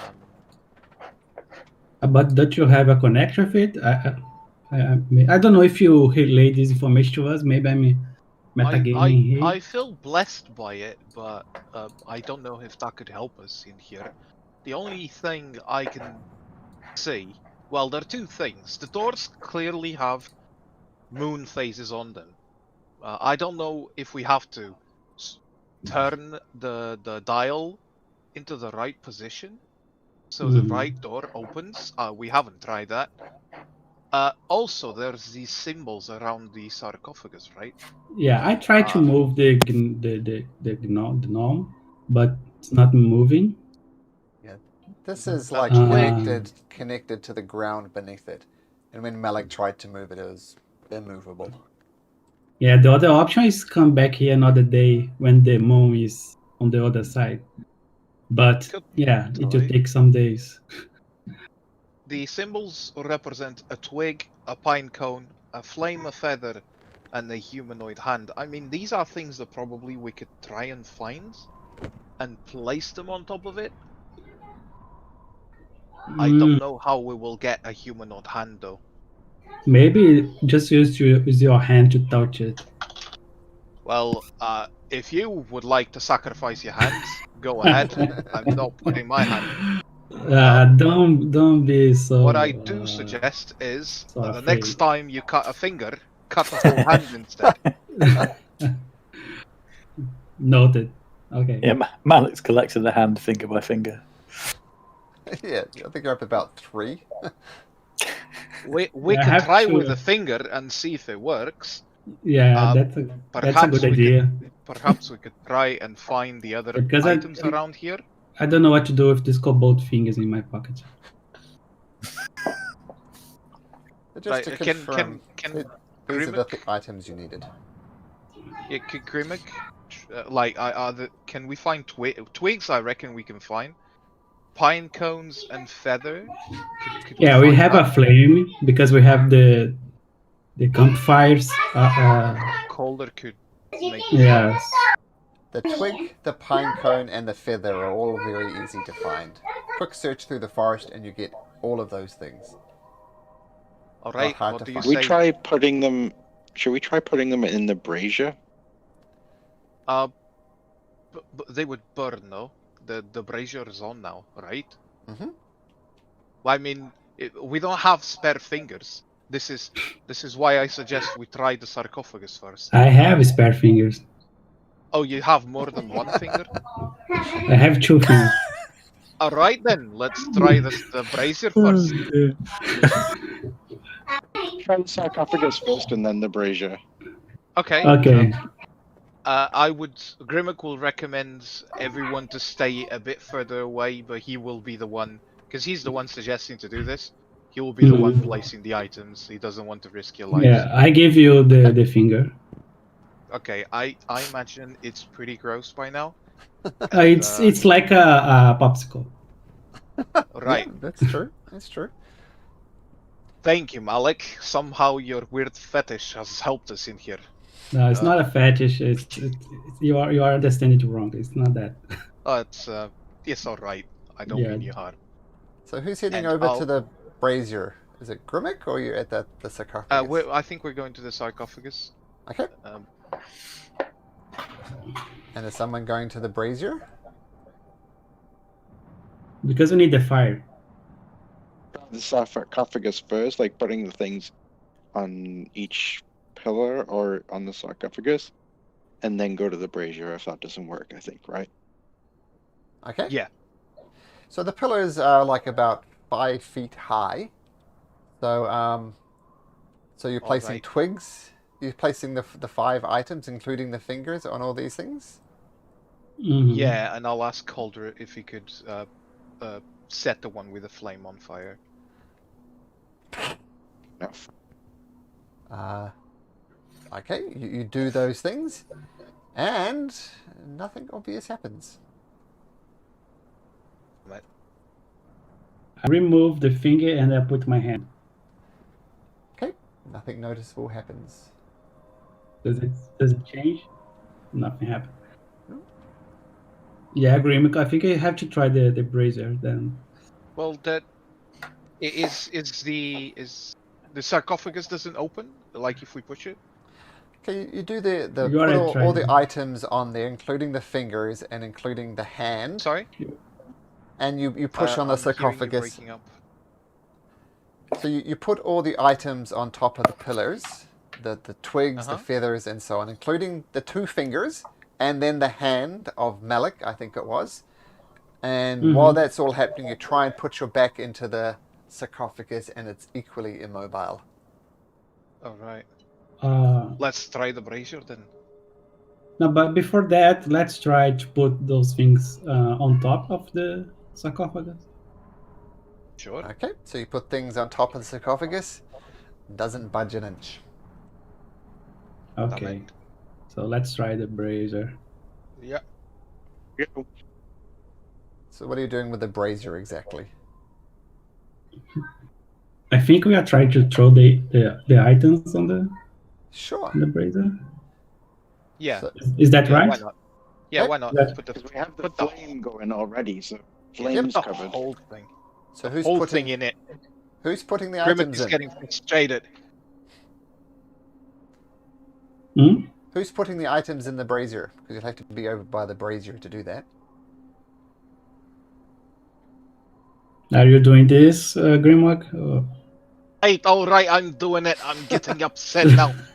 Pass me over the fingers and the pine cone and I just toss them inside the brazier. See? Nothing happens. So you toss them into the brazier. Malik, you're just watching from there. What about Calder and Thoradin? What are you guys doing? I'm watching from here. Okay, and Calder? Watching from here. Okay, so Shadow Bolt. you throw all the items in, including the fingers, which I'm going to say is close enough. And you turn... Oh shit. Oh shit. Oh no. Something is happening. Guys, I'm freaking out right now. I'm not kidding. Calm down, man. Calm down. Wait. What's happening? You hear grinding sounds over here by the sarcophagus. Oh shit. No, don't go running away now, Thoradin. I asked where everybody was, so go back to where you were. I made it very clear. Made it very clear. And I'll show you the art first. Oh, come on, man. We're gonna die. Whose idea was this? Now you're dead. There's no one dead. Now you're dead.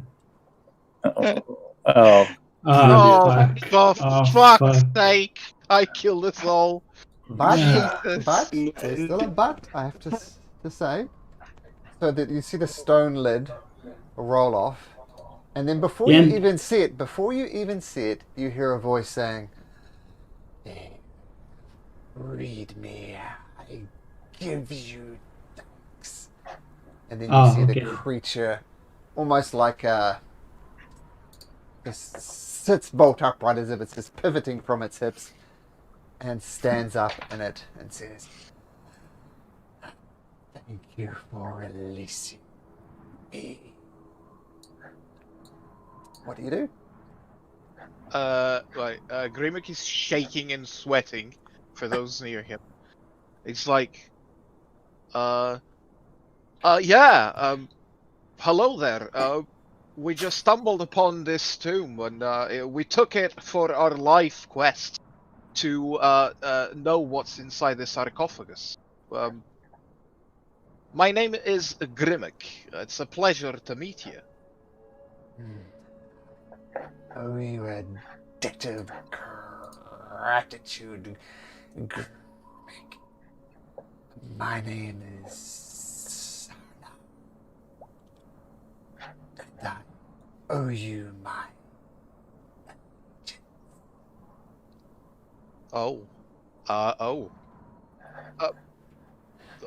we are very pleased to have you by our side. We noticed that there's this big crystal, like moon clock kind of thing, and there's some doors with symbols. We couldn't quite figure it out. There's also a mirror. Do you know more about this place where they entrapped you? You've been entrapped in there for thousands of years. Oh, that must be boring inside that box. It was not pleasant. Trying to be ominous, but he was literally trapped in there for thousands of years, unable to get out. Such is the deal for the undead. So far as I know the other areas of this tomb will be opened according to the phases of the moon.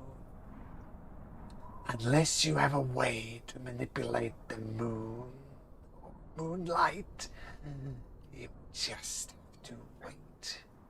I can wait with you. I'm good at waiting. You said moonlight? Moonlight. Yep, moonlight. Can I go atop here and cast light on my sword and raise it, try to make a shadow? Yeah, absolutely. So you cast light and you see a shadows moving around from here. You get various different places to shine it on different phases of the moon. Nothing happens. Well, Grimmick will just hastily say, "That's all right. We can wait. There's no need to be casting moon spells." At who were you before you were entrapped? And may I ask, why were you trapped inside this? Was it penitence, or were you very important and people In want? the previous life, I ruled these lands. They constructed this tomb for me. Little did I know, though, that the magics and the ceremonies gave me this life, and I've been trapped in a coffin for thousands of years. I have a question. Is this white moose yours? Or was yours? I know nothing about the white moose. Okay. Well, it seems like you have a debt toward us. Is there any way you can think you can repay it? I'm not forcing it. We did it of goodwill, of course, but just in case. I I will don't want be to your stretch it. servant until this unlife leaves me. Whoa, that's pretty cool. I mean, does that mean you'll follow us? Yes. Right. As you see, your current state will raise a lot of questions. We can't go barging into towns with a mummy behind us. I admit my presence will throw some people that not natural. But you can trust me, but it will. I think, but I need to ask the rest of the party. You see, you've been trapped for so long. I think you deserve a bit of freedom, and to be just a puppet of what I or we command you to do, it just feels as awful as being inside that coffin. Perhaps we can have an agreement where if we need your help, you'll always be somewhere at some point where we can meet you. Or Want me there's to do more waiting in the wilderness? no, Think you're you- free to go and do what you want. There must be magical ways to reach you. No such magic.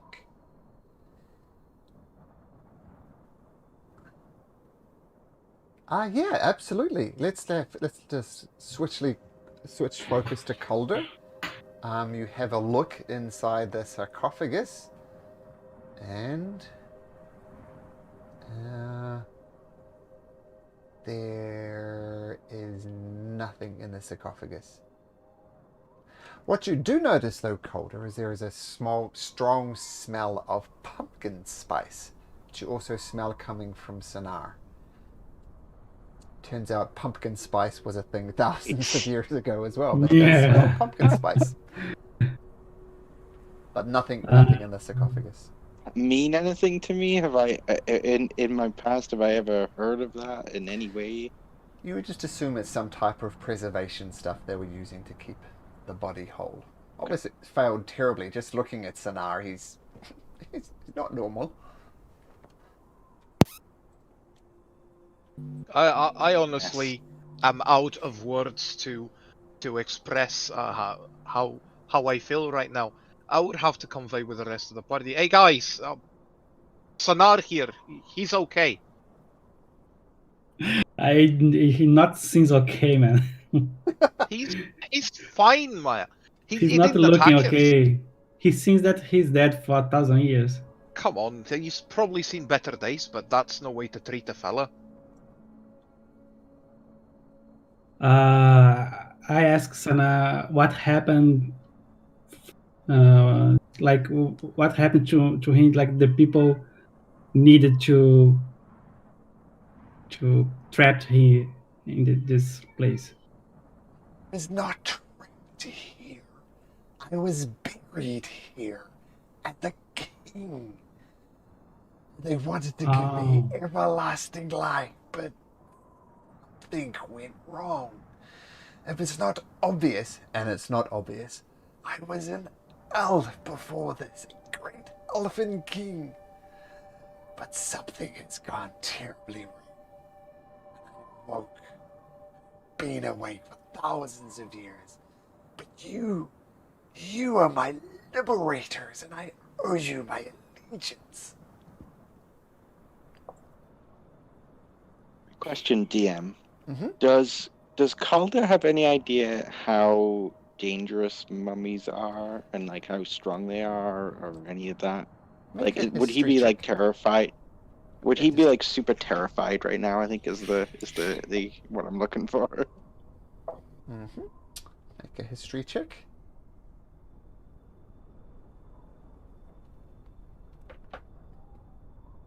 Hero history buff, 16. so Oh, okay. You know these are powerful. You know they are feared. And one-on-one, Calder versus the mummy, you would lose. Yeah, I mean that goes without saying. I can't even I can barely lift my own pack, so Yeah, so it's a creature that's been feared. They're obviously known to hang out in tombs, and a tomb raider has met their fate at the hand of a mummy. They're quite scary. Just a quick heads up, Sanar. Since you've been trapped in there, you might not know. But do you know who Auril is? I do not. Right. Quick update. This area is in a perpetual winter, right?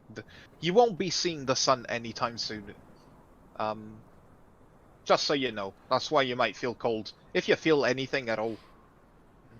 Cold does not bother me. This endless winter is not my concern. My only concern is to serve my liberators. Okay, Guys. Sana, but I think if you want to hang out with us, I think we're gonna have some rules. Like, because like Grimlock said the people from the towns, they are not going to look at you and see like the king that you were before. Like they are going to see undead thing. So that will cause a lot of problems. And you are my masters, and I will do whatever you say. If you do not want me to enter the towns, I will wait outside. How good are you with fabrics? I'm literally covered in fabrics. Sorry, I meant colder, not sun. Oh. Calder just looks terrified and is like backing away. I've got a cool project for you.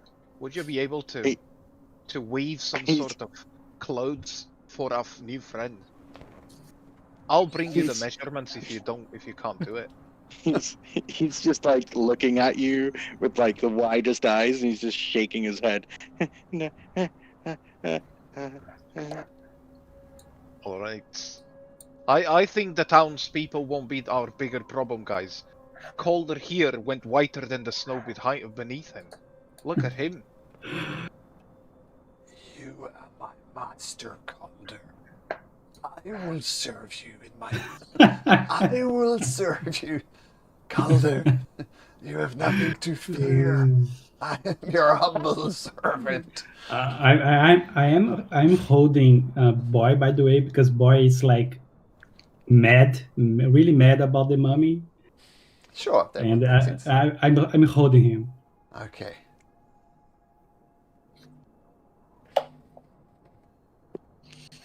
Well, you know the old saying, everybody. You He's can't. just gonna keep running away, and he's gonna be like, "I'll make some. I'll make some." What was that, Thoradin? Yeah, I was going to say that the old saying is you don't look at a gift mummy in the mouth. So I think we'll just carry on. It'll be useful. All right, we have a dog. I don't see why we can't have a mummy as well. Does anybody Exactly. is anybody taking any levels in Druid, just out of interest? Do you know how to cast moon spells? Being an elf yourself. I do not know how to cast spells. Good. Then our only option is to wait for the proper moon cycle. But it can take like 30 days. That's alright. We have other things to do meanwhile. I'm going to say randomly. Well, not randomly. It's going to take 14 days for the moonbeam to shine onto here. And it's going to take 28 days for it to shine onto this one. So if you come back in 14 days, the moonbeam will be pointing here. If you come back in 28 days, the moonbeam will be pointing there. We have Okay. to go to Goodmead to handle the meat, and obviously we have to go to Calvin's Cairn. That one, the mountain. Okay, just a question. I don't remember correctly. Is we need the moon to be here, the shadow, here and here. Ones that I've we need to scribbled on. wait. Okay. Need to wait for the moon to well turn. Okay. Just what you guys think about it? We tell Sana to stay here and guard this place to us while we go to see the honey meat stuff, and then when we're going to go back to the mountain, and then he can go with us to the mountain, because we are not going to enter any town when we are going back to the mountain. He's gonna want to stay here necessarily. No, he won't want to wait, will he? I think we take him with us and just leave him outside town when we want to. Yeah, okay. Do you need to sleep? I'm sorry, I don't mean to pry, but Sleep is something that did not take me in my dreaded sarcophagus. Sleep is not necessary. Do you like what's called the knucklehead trout? I do not Because- need to eat either. I'm not sure if I'm explaining myself well, but I have been in that sarcophagus for thousands of years. No food, no water, no napping. But you're not sleeping there while you're there, like, Sleep did not because I harm thought. me. Okay, I thought you were sleeping. We are the ones that wake up. Literally lying in a box, awake for thousands of years. I'm thankful that I'm the same, to be honest. Okay. you are an idol to me. I can't spend a day without having breakfast, and I'm trying to lose weight. And you're telling me I spent 1,000 years without even trying to eat, without No. eating anything. The big your question. will. Is how strong is he? Because all four of us try to open this thing, and he alone only with this body of that he have now, he could open the. It wasn't the a strength test. Oh. It was a brazier. Put the right things in. Because when you put the things in the brazier, that's what unlocked the coffin. Okay. So Okay. strength I had see. nothing to do with it. Okay, so yeah. But yes, I did try to open the sarcophagus many times, but it did not. Yeah, budge. we also tried. Yeah, I feel you. Okay, guys. So, what do you think? Do we spend the night here, inside the thing, and then we refresh our It's still our early in the day, strengths? right? It's not late. We could just have a short rest and then go, correct? It is. I mean, you spent a lot of time wandering around in the Yeah, forest. it was firing like foxes. 5 or 6 hours. 6 hours. Yeah, so it's Oh, getting right. towards evening. You could maybe get back to Lonelywood. So just remember that Thoradin's in a really bad way still. Yeah, So rest would be definitely good. At least short rest. I don't know if you guys want to spend a long rest here. That's what I was trying to ascertain. The shelter of the place would help, and Yeah. you know, just having the one entrance and everything, it might be a good way to go. Yeah, I'm Continue just to be watched thinking out. that going back at night would be worse. We could find another things walking in this forest. Salar, Collar here, he is scared, but your job, if you don't have any other job, is to make sure he doesn't get hit by anything. You protect his life like if it was yours. Being terrified tiefling will be my highest priority. I will protect it in battle as best I can. Always at least 10 feet away. Of course. Okay. And yeah. Daggers at you, man. He's just like. Mommy and say, always 10 feet in front of me. In front of me. Do not know which way you are moving, so that's ambiguous.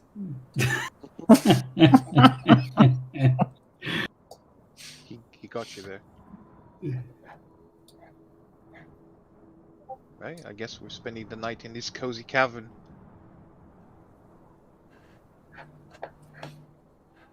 I just can't believe we have a mummy with us. Yeah, I was like, Can we see his character sheet? Nope. Okay, okay. I will control Sonar. Man. Okay. Come on, Thoradin. Okay, so I need to get my kids soon, so this is where we'll end it. I will say that you will get your successful long rest in during the night. If nothing else, assuming you trust Sonar, he makes for an excellent guard. Right? Doesn't sleep, doesn't eat, doesn't need to do anything. He does not trust that. That's why I put the if statement in front of it. But yeah, feel free to do your good long rest stuff as well. And so far, let's see, you've gone into the mine. You've defeated the white moose. Yeah, that sounds like level 3 to me, people. Oh, that would be nice. Nice. So That level is 3. great news. So Exactly take a long what rest. amount of magic I'm getting. Okay, I'll be interested to have a look at your character sheets when you're done. But I really do need to go. But we'll see you guys next week. And that was a lot of fun. You guys are great fun to play with. And Yeah, that was really nice. Good session. Thanks. Good. Thanks very much, everyone. see you next time. Bye-bye. All right, take care, guys.